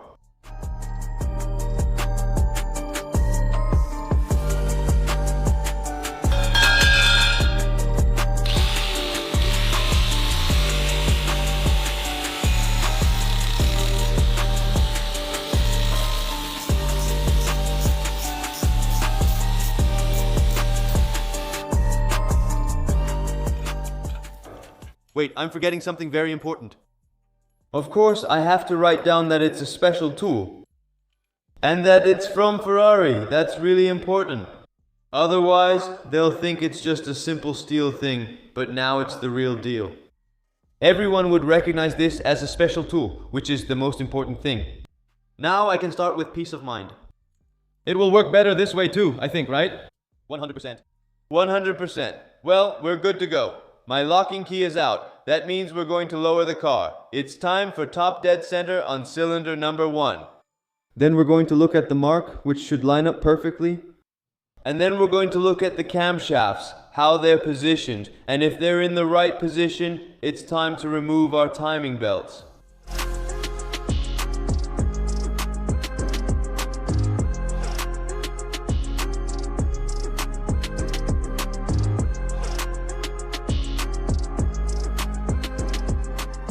Because that's the marking on the engine block. And that's the mark on the camshaft. Well, we actually think that one cam on the exhaust isn't positioned correctly, so we're going to turn it to the right spot in a moment once we've taken off the belt. For now, this is the correct setting for us. You can actually see that none of the marks are lined up with each other. We can set it so that all the marks line up with each other. But then at the camshaft, it's actually not properly timed. Although we could replace it like this. but we prefer to use the factory markings that are on the camshaft, and we're going to make our own markings with my wife's nail polish. A nice red never hurts. We're going to mark this, guys. Let's go. I hope she doesn't miss this thing from her makeup kit. Ooh. This reminds me of the romantic evening.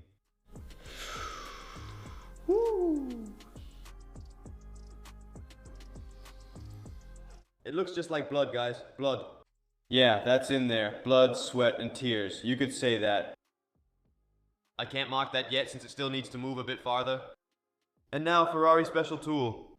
And then they won't believe it's a Ferrari special tool. But I'll insert the document here to show how it works, guys. Not too tight, otherwise the pulleys will bend. They do need to be tight.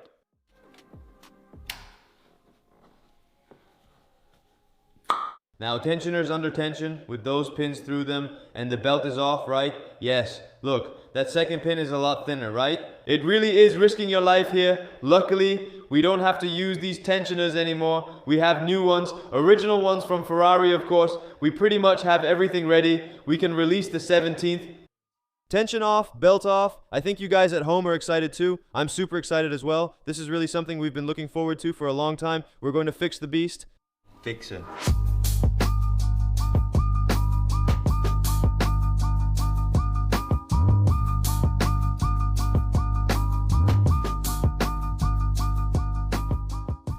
It could also be that there's a stretch in the belt due to age, and that's why it's misfiring. It only needs to be off by a few millimeters to run badly. Alright, we're going to compare the old parts with the new ones. Of course, it's super important to check that. Even though they're genuine Ferrari parts, I just assume they're good. But still, better safe than sorry. Alright, after having a heated discussion here at the table, we've figured out that this isn't the right one. And that this is the right one. Just check how old this tensioner is. So this one is from March 1st, 2001. And that one is from September 1st, 2022. Of course, we also ordered new bolts. We didn't know what we'd find or how it would turn out, so we got new ones anyway.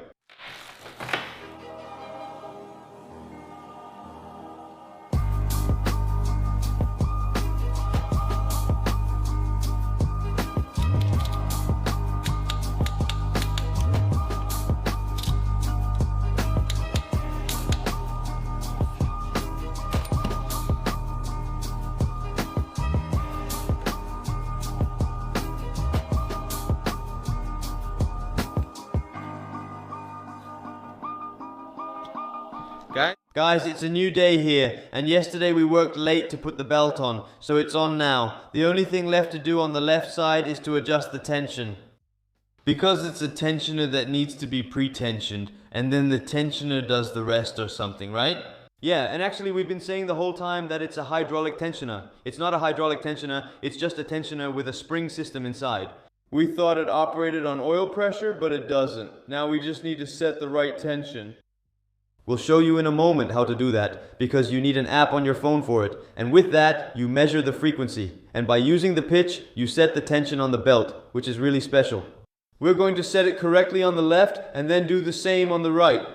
And then hopefully, we'll start this little beast up, and see if the issue with the engine running poorly has been fixed. It's really an exciting episode, even for us, right Don? Definitely. You want to start it in this episode? Absolutely.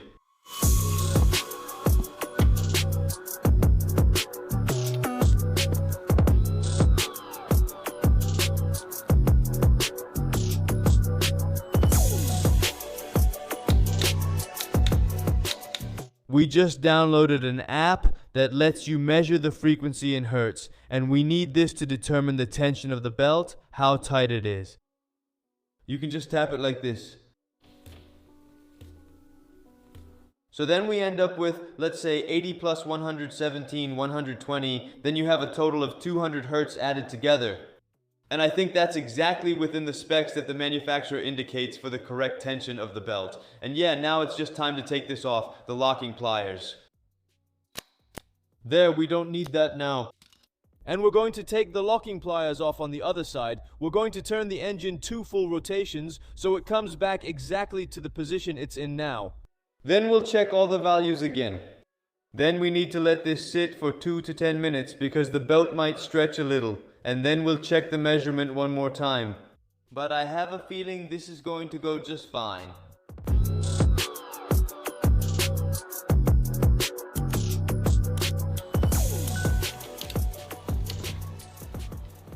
Huh? Is it loose? No, but this is not a joke. No way.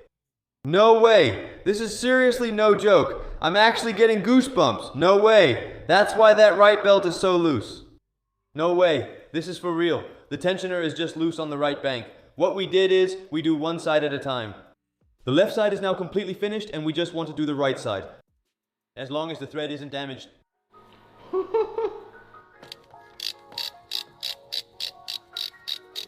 Proof for the new owner later that everything really has been done.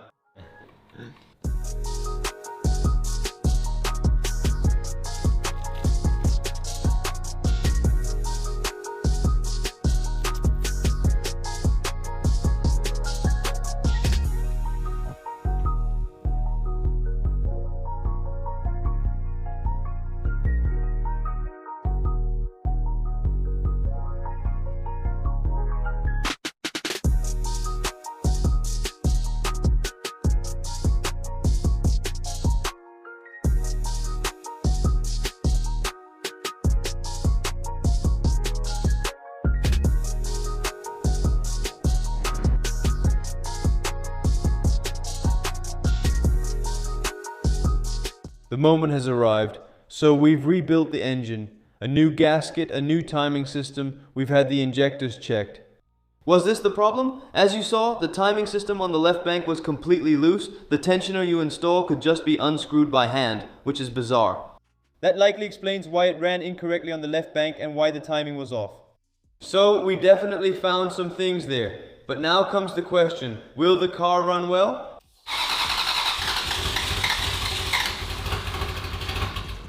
Okay.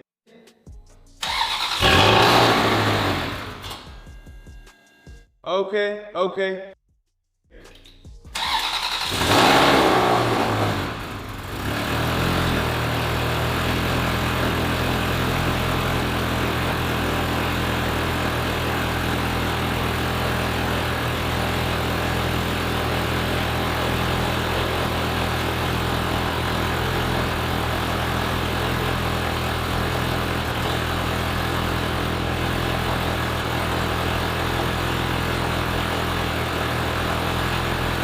Let it run for a moment.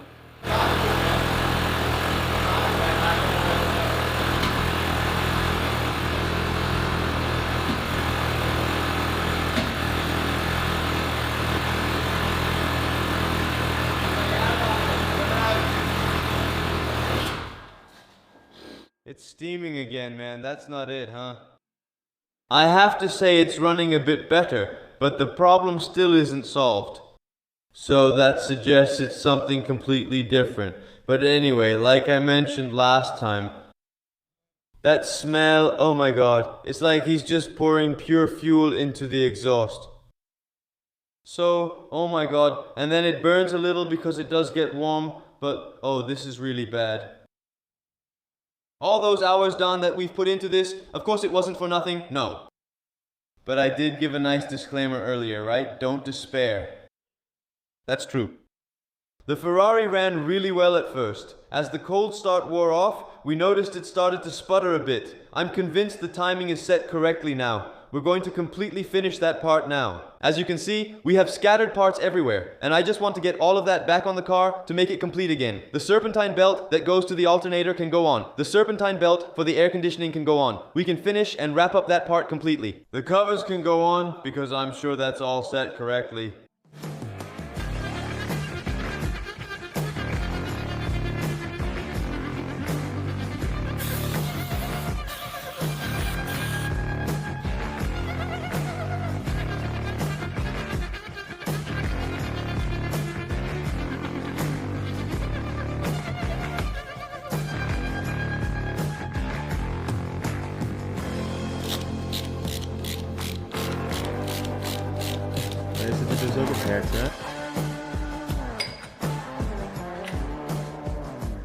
And now the Ferrari special tool costing 600 euros. I think tightening it will be hard. 200 Newton meters for that crankshaft bolt. Now, ladies and gentlemen, 200 Newton meters, that's almost the limit of my torque wrench. Yeah, that really says something. That really says something, you know? Luckily, we work out a little. I hope my special tool works well. No, that really needs to be secure. Ugh.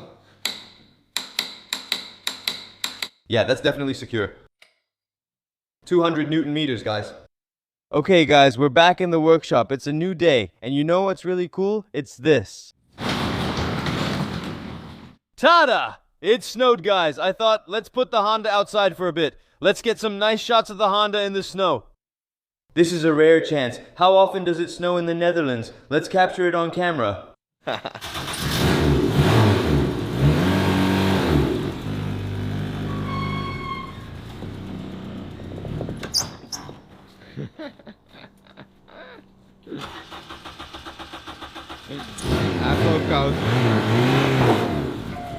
Fast lane when I pass in the street, bag of money in the passenger seat. Simcoe's been asking for me on the road from the west to the east. Okay, guys.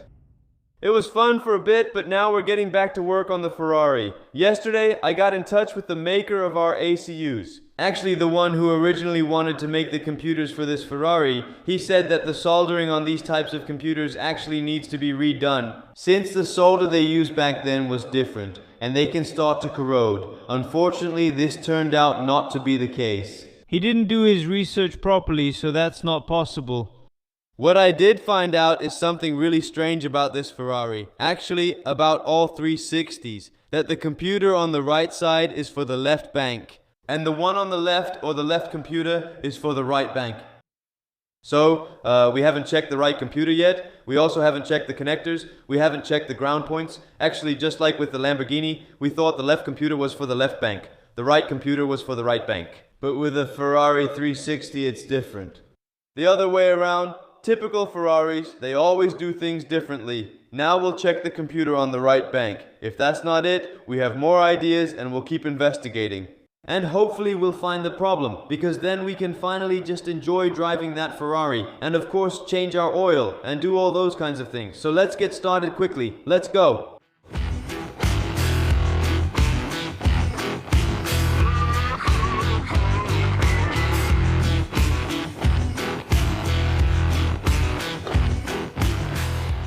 It was a bit of a struggle, but we've got it. And for the viewers, what exactly is it? This is actually the crankcase ventilation valve. This makes sure you can't build up excess pressure in your crankcase. So if this is actually defective, we have two of them here. Then it can happen that moisture builds up in your crankcase and also in your engine oil, and that's exactly what's happening with us. We're going to look at this one now, test if it's really open or stays closed. Just use brake cleaner, WD-40, and lubricate it as thoroughly as possible. Should we check inside? It's only 57 euros, but we don't have it right now. But if you just clean it, there's just a valve inside and it works perfectly. It gets stuck or something, it's not like it, Do you hear that? Yes. Just...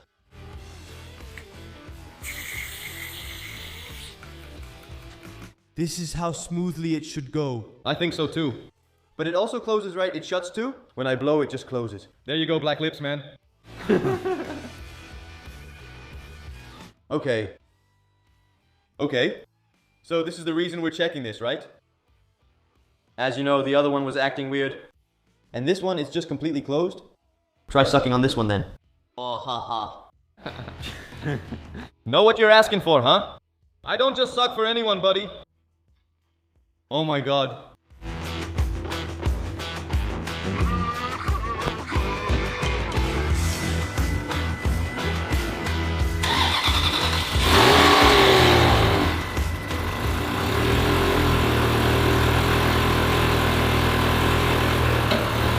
It is popping though.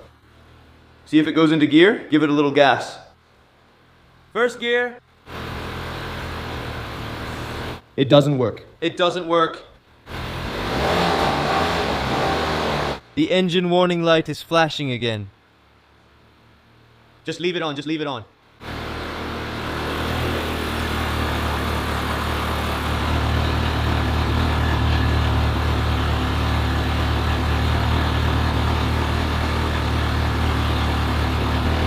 I think fuel is coming out of that left exhaust.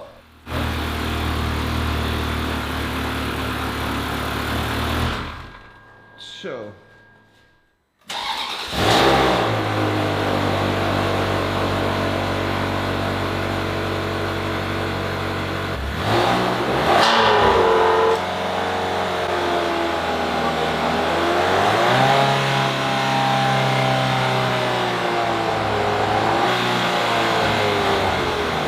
Just let it run for a bit.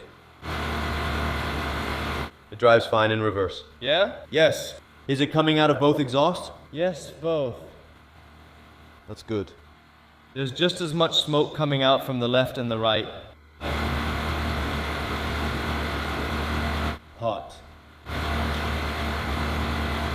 Just as warm. He's also smoking because he's getting warm now. It doesn't stink now either. Guys, this looks really good. So we've decided to disconnect the lambda sensors because it was showing a fault there when we scanned it just now. And to disconnect the mass airflow sensors. If you disconnect those two things, it basically runs on the map programmed into the computer. So not on the values it's reading. What's strange is we don't have any errors on the dashboard. So no check engine light because it hasn't run this well before. And it also doesn't smell like gasoline. Yeah, it's smoking a lot of condensation, but we're going to let the car come up to temperature now. I'm curious to see what happens later, since now it can release pressure through the crankcase ventilation. It's also the new gaskets you smell. It looks sick, right? Temperatures, okay? Turn on the heater fan inside. Let's see if it gets warm. Head temperature? Good. Good. Oh, man. You can probably tell by looking at me, I'm super hyped. We heard the Ferrari running. It's never run as well as it just did. We're totally excited. We can actually breathe in the workshop. Both exhausts got just as warm. So we just disconnected the mass airflow sensors and the first oxygen sensors, both left and right. And then we actually know that it's basically running in a base map setting. When everything is connected, the car needs certain values that it uses to regulate itself. And if a component fails or is broken, it gets incorrect values. As a result, it just injects too much fuel. And that was also the case for us. We just noticed too much fuel was injected.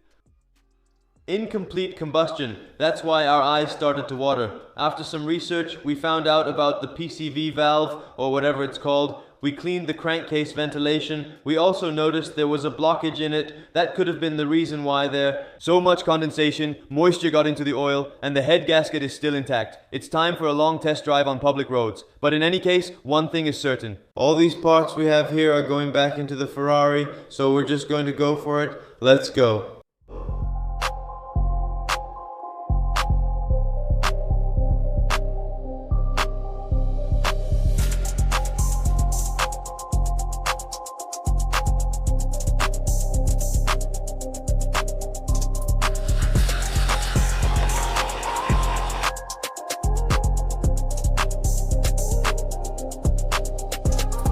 I just got a call from my local auto parts store. My Bosch oxygen sensor has arrived, and we're going to pick it up now. Let's go.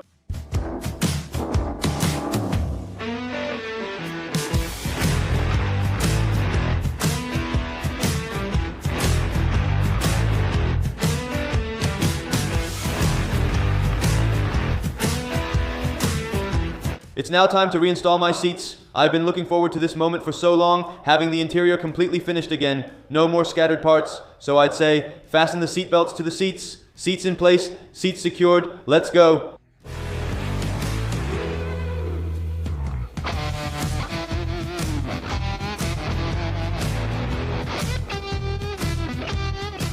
It's now time to actually address one more thing in the interior. The Ferrari can be opened from the outside, but it can't be opened from the inside. The previous owner told me that it could be due to the cable inside the door. And indeed, this little ball is the issue. It's out of its socket. I don't know if you can see that, but there's a round socket there. That's where it goes in, and indeed, it has popped out. Well, moment of truth. Will it work from the inside? Yes! Fixed something else on the Ferrari. Now we're going to install the new lambda sensor. Start the car. If it goes well, we can test drive soon. First the lambda sensor, then the bumper, then the test drive. Let's go!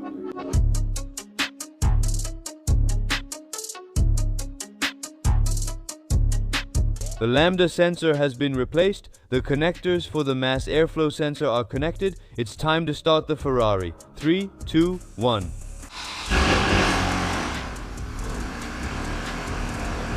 It still sounds fine, but the engine light is flashing. No, it's still not right. I really smell a lot of gasoline. It's actually the same problem we had last time. I'm going to swap the lambda sensor again. I'll put the old one back in. And then I'll disconnect the mass airflow sensors again and see if that fixes it. Here we go. Another try. Now it sounds good again right away, and there are no warning lights, which is strange since the engine management light should be on. Let's check if it still smells strongly of gasoline. No, now it just smells fine. Since the Ferrari doesn't actually run any better with the mass airflow sensor and the lambda sensor connected, I've decided to put the rear bumper back on.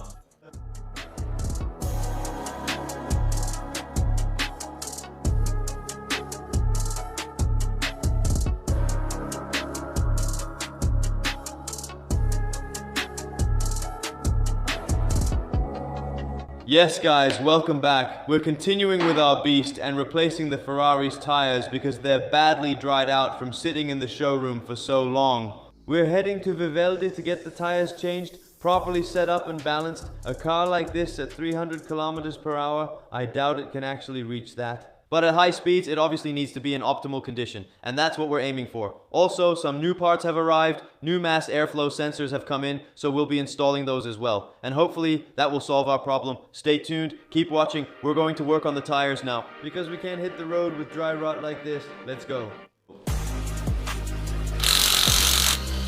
This one is really heavy, man.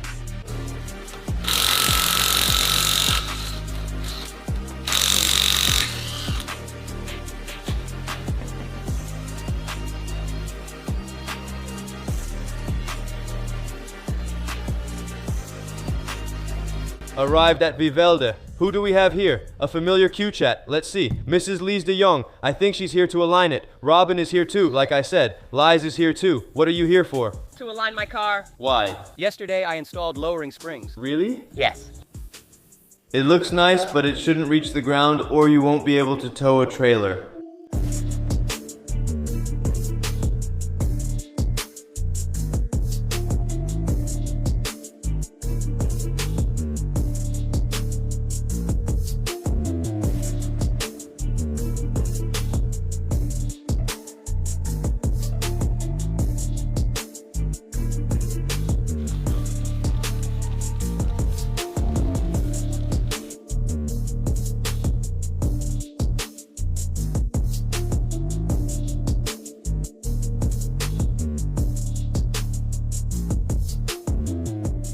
We're back in the workshop and we've gotten our wheels phenomenally clean. They've never been this clean before. Time to install our new mass airflow sensors and start the car again. I'm excited. After that, I just want to put it outside for a bit and give it a complete cleaning. You guys have really pointed out in the comments that this thing is pretty nasty. We definitely see that too. I'm hyped. I'm looking forward to it. This thing just works. We just need to add the finishing touches now. And then it's done. Done, done, done.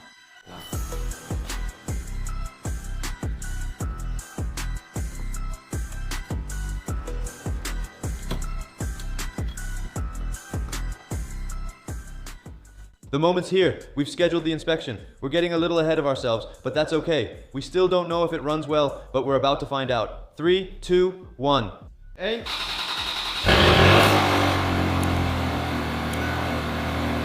How does it smell?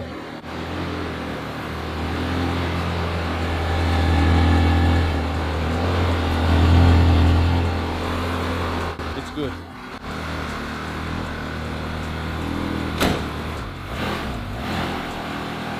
It works. It runs well, huh? It runs really steady. There he goes. Oh, just the first few meters.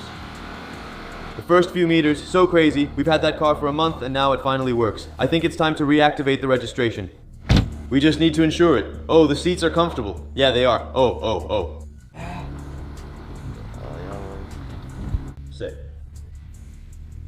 Cool, we actually fixed it. I'm curious about the head gasket because that doesn't say anything yet, right? No, that's true. That's absolutely true. We're so happy, but maybe we still have to take it apart again. Yeah, you're right. We're happy, but we might have to take it apart again. For now, off it goes.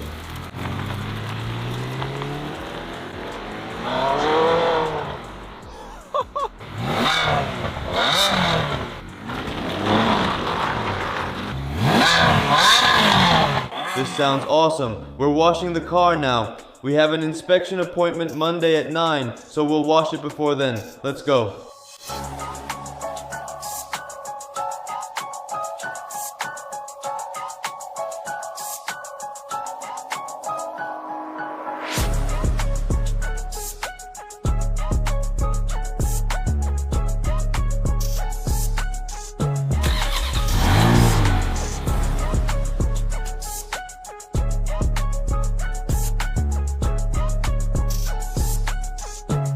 Alright guys, we parked the car outside after its big cleaning. It hasn't been this clean in ages, and we're so proud of our work, right? It just works. I think you all are going through this with us too. We're not sure if the head gasket is okay yet. We'll know later, but it needs to be properly warmed up a few times first. Because as you know, in the second episode we immediately drained the oil. It was a bit like chocolate milk. It wasn't as bad as the garage initially indicated.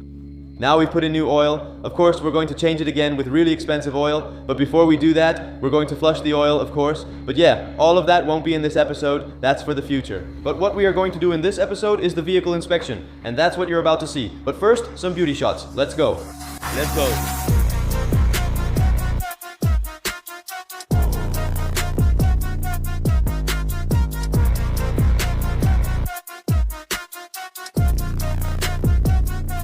Guys, here we are in the Ferrari. We're literally just leaving the workshop with a cup of coffee in hand. Yeah, because we have a vehicle inspection appointment, just like we mentioned. This is the first time driving on public roads. Yeah, it really feels unreal. Actually, that's just the right word. Last night, I temporarily reactivated the car and got it insured. We don't have a vehicle inspection yet, but we're allowed to drive the car on inspection day. Let's get gas first, then head to the inspection station. I'm curious if it'll pass. Let's go.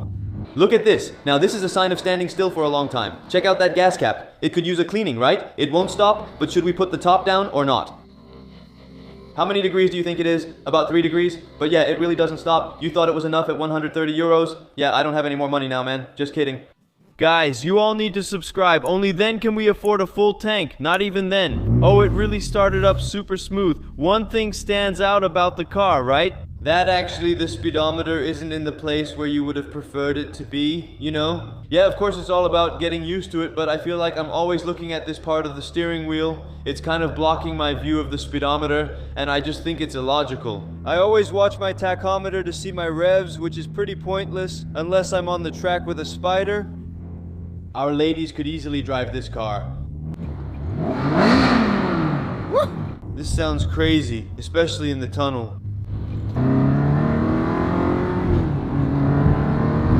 This shifts so smoothly, right? It's unreal, isn't it?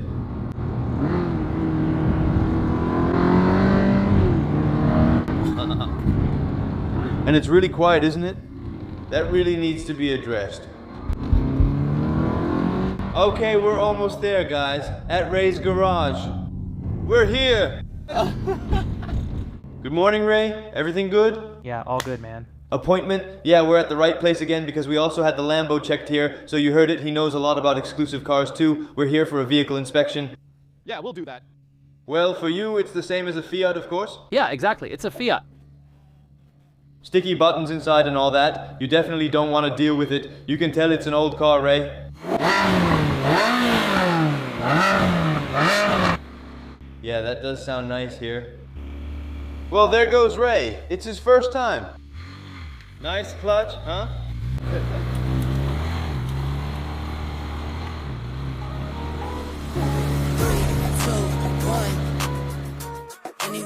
mad, turn the city up. I could flip a dollar to $1 million. I don't like to brag, but I'm really young. 3, 2, 1.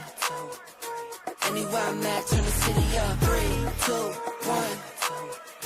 I don't like to brag, but I'm really young. It's a new day, days been new. Been a decade since I'm in. We passed inspection, guys. Thank you, Ray.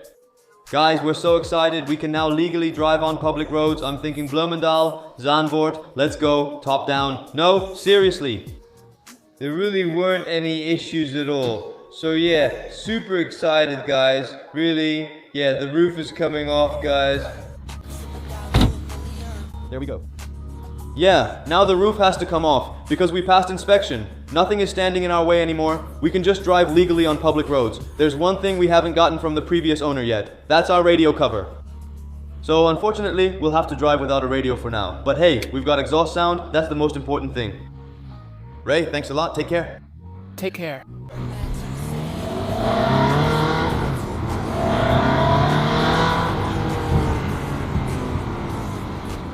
What I do notice is this footrest. It's positioned so well, you can really brace yourself against it. Like when Daniel accelerates later. You can keep your camera totally steady, right? No, but they really have thought about a lot of things, but for a lot of other things, not so much. They basically just left that up to the design, whether it actually works or not. Yeah, just put it in my yard, that tanker. We'll definitely need it with something like that.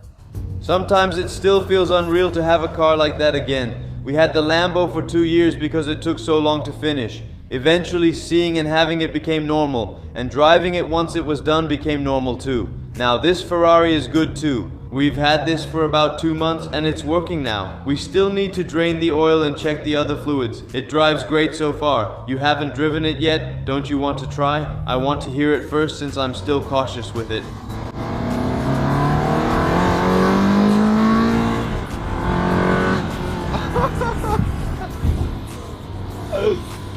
Oh, nice, man.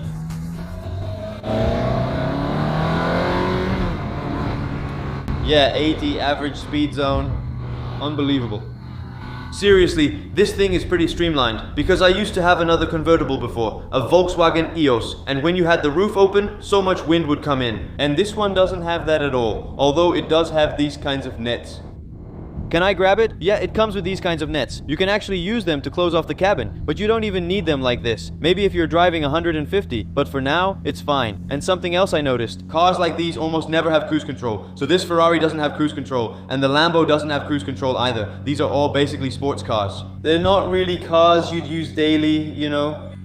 My little brother is finally going to drive on public roads for once. It looks like it has parking sensors, but no, it actually just indicates that it's in reverse. We've already driven almost 250 kilometers with it. Unbelievable what a machine this is, but we do need to make one adjustment. That's the sound, because you've got the looks, but not the sound. It almost sounds like a vacuum cleaner. Here's a sound clip.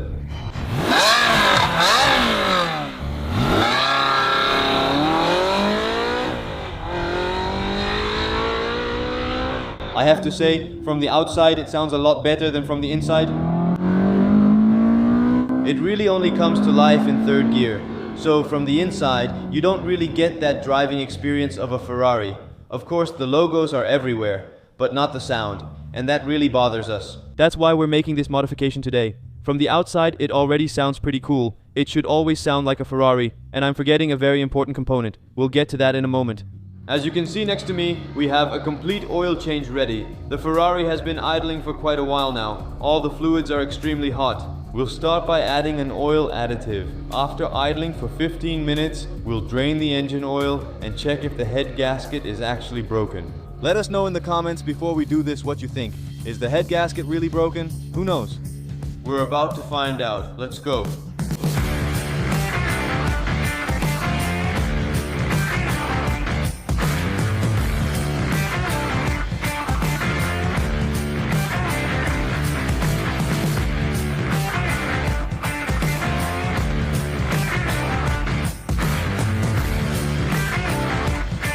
If all goes well, this should be its last time on the lift. We'll do a full oil change. And of course, we're going to do an exhaust modification. And as the cherry on top, we're also going to replace the transmission ECU because it's shifting pretty slowly. And with this modification, it will become a real race car. As you know, there are the Ferrari 360 models. There are two versions, the Challenge Straight All. That's the fastest version Ferrari has ever made. And we've actually managed to get the transmission control unit from that one because it shifts a lot faster. And that means the clutch actually lasts longer in the car. So it's a better driving experience, faster shifting, less slip. Of course, we're going to drain the oil first. We need to check if there's coolant in the oil, since if there is, the engine must be taken apart, which we want to avoid. Let's lift the car up and check. The moment of truth. At least that's stuck. Will it look good or bad, guys? The moment's here. Hallelujah, baby. Well, this is just clean oil, you know. Grab a light, guys. I don't know if you can see it, but this is just clean oil, you know. Take a look. It's just transparent. Yeah, this is good. This looks good. Good news, guys. Fantastic. Yes. Yes. Look at that. No chocolate milk? Yes. The final test, are you really gonna taste it? He actually did it too. I don't taste any sweetness, only bliss. It's just good. And so he has two drain plugs. So we're going to do this one too, and then we've drained all the fluids, at least the engine oil. Then we'll continue with the gearbox, the F1, and then we'll have had a full service. I think there's still 5 liters coming out of here. Oh, holy moly. Well, now you can clearly see what color the oil is, right? Is it warm? Yes, the gauge read 90 degrees. That really evaporates oil moisture, especially with a working crankcase ventilation valve. That's important. While our engine oil is slowly draining, we're going to lower the car a bit to remove the rear bumper, because that's the only way we can change our transmission oil, and of course, replace our exhaust.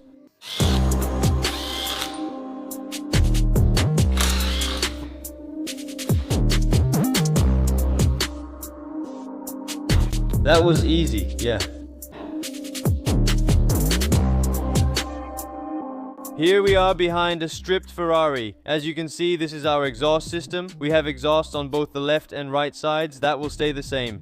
The biggest difference will be the muffler. We're replacing it with a much smaller one. And an X pipe. I think a lot more sound will come out of that, and especially a much deeper tone. What we're going to do now is take this apart.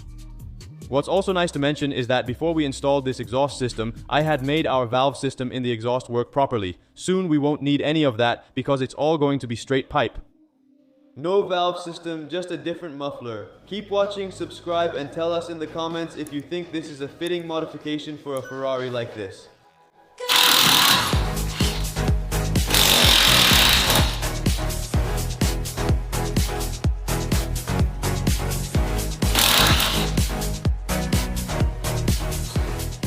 These are the gaskets that we're going to reuse on our new exhaust. Bada bing, bada boom.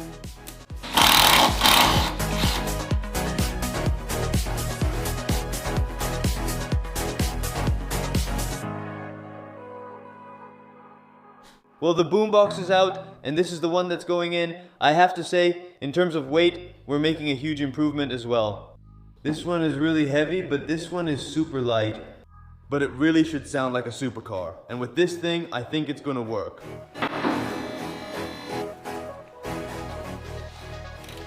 Yeah, that one really hasn't been loosened all this time. We always check first for any dirt. Before loosening the drain plug, I'm secretly curious about the oil color. After 12 years unchanged.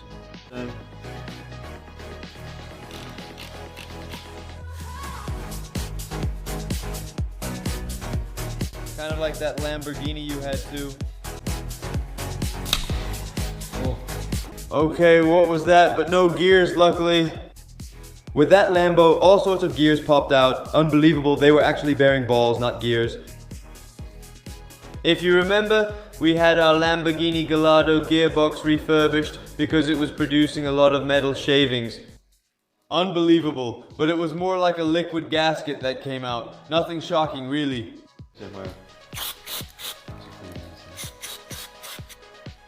A mini dipstick for your gearbox oil, which is super funny because yeah, you actually just fill it with 3.5 liters of oil, just like the manufacturer says. But you also have a dipstick.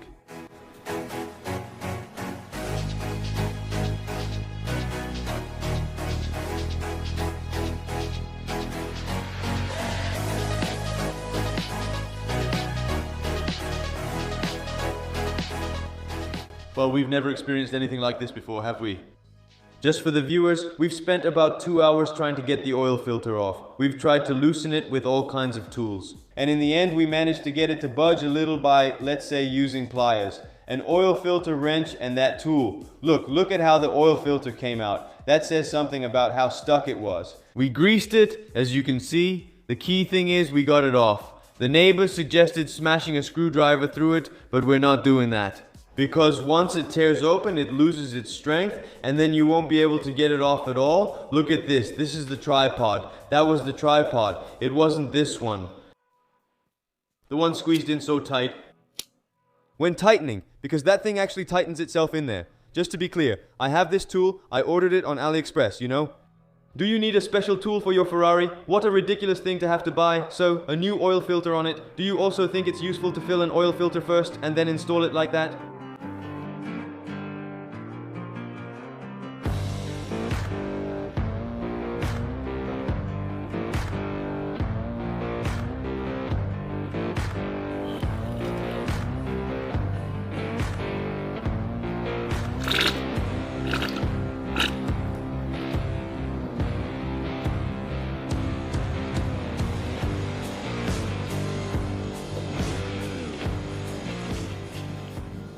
Yes guys, I'm super hyped. It's a new day here. We're about to hear the car with our new exhaust. We've already got dirty gloves. We've already started changing the fluids. We used a pump. We've emptied the reservoirs and refilled them. That's how we're going to change it step by step.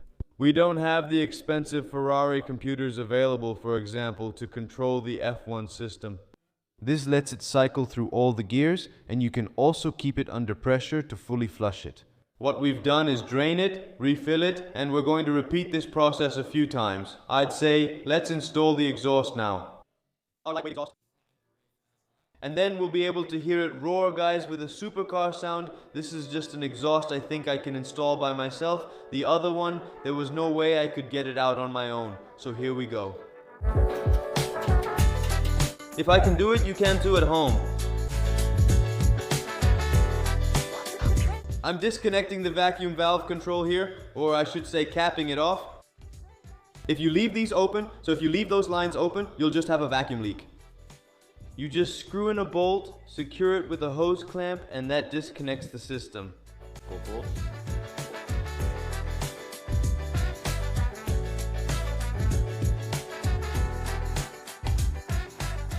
We've secured the exhaust tips.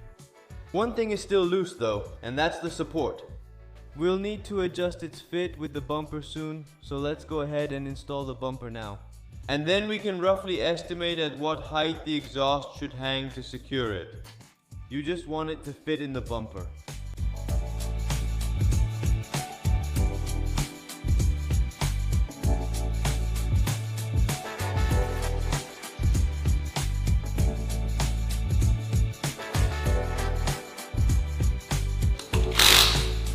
Hyped like we always are for moments like this. We're officially going to start the car for the first time now with our new exhaust system. Let's go, guys. Does this sound better?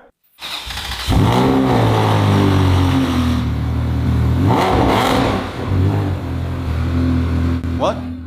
This is just how a Ferrari should sound, wow. Dantje, do you want to give it a little rev? Just a small one? Absolutely. Wow. Very sick. I hope you guys can hear us because this thing sounds awesome. We still have one thing left to do, which is to install our race ECU for the gearbox, and for that we're going to open up our roof because then you can reach it really easily. So let's go. It sounds awesome, and soon it will shift even better thanks to that F1 computer from the Challenge Straydale. That's going to be even crazier. So faster gear shifts with a better sound, I really can't wait. Done. Where is that computer? It's actually really easy to find. Right here behind the seat, just loosen 4 screws and you're in. Alright guys, we just replaced our ECU. This is the original one. It simply says Ferrari on it. And on the other one it says Stradal, and that means faster shifts. I'm really curious to see how it's going to drive now. It's going to be a completely different experience with the exhaust and the faster shifting combined. Staying in higher revs longer, letting the clutch come up faster. Ah, guys, this thing is really becoming awesome. Soon I won't even want to sell it anymore. I'll be completely in love with this thing, man. Let's go. What have we built? This thing sounds so insane, guys. It's unreal. What did you just say? You get that Gintani feeling, right? Yeah, actually, I can't really compare the two. Honestly, this should have come like this from the factory. When we drove it with that stock exhaust, it sounded okay from the outside, but inside there was just no real driving experience. Except, of course, that you're driving a Ferrari.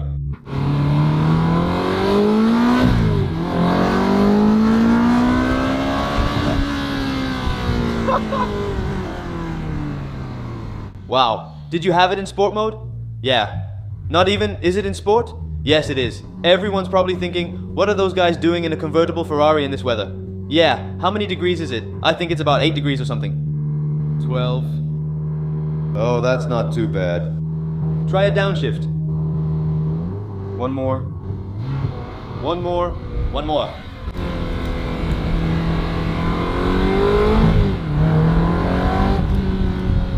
Now people know a Ferrari is coming instead of a vacuum cleaner.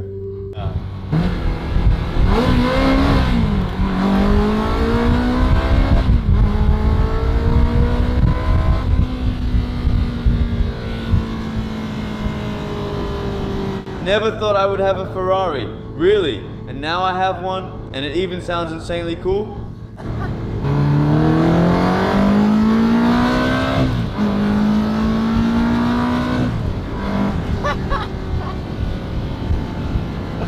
Let's let Vivelda hear that we're driving by. As you guys know, we drained the oil and there was basically no fluid in it. Coolant, water, nothing. So the problem is solved. Do you want to buy a Ferrari for sale soon? We're going to downshift now with that fast computer. It seems to do it faster too, right? Yeah, listen to this. That was just a flame, right? It couldn't be anything else.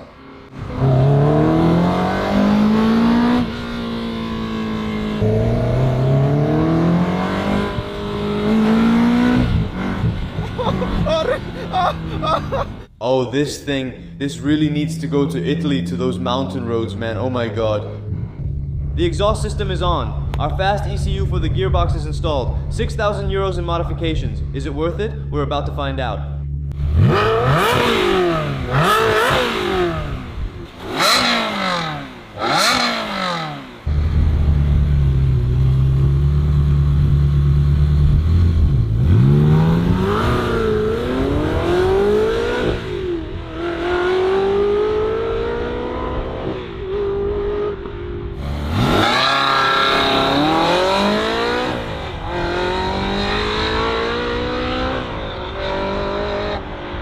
On that positive note, I want to end this episode.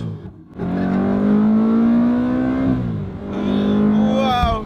So don't forget to subscribe and give a thumbs up if you think that exhaust is a success too. Wow.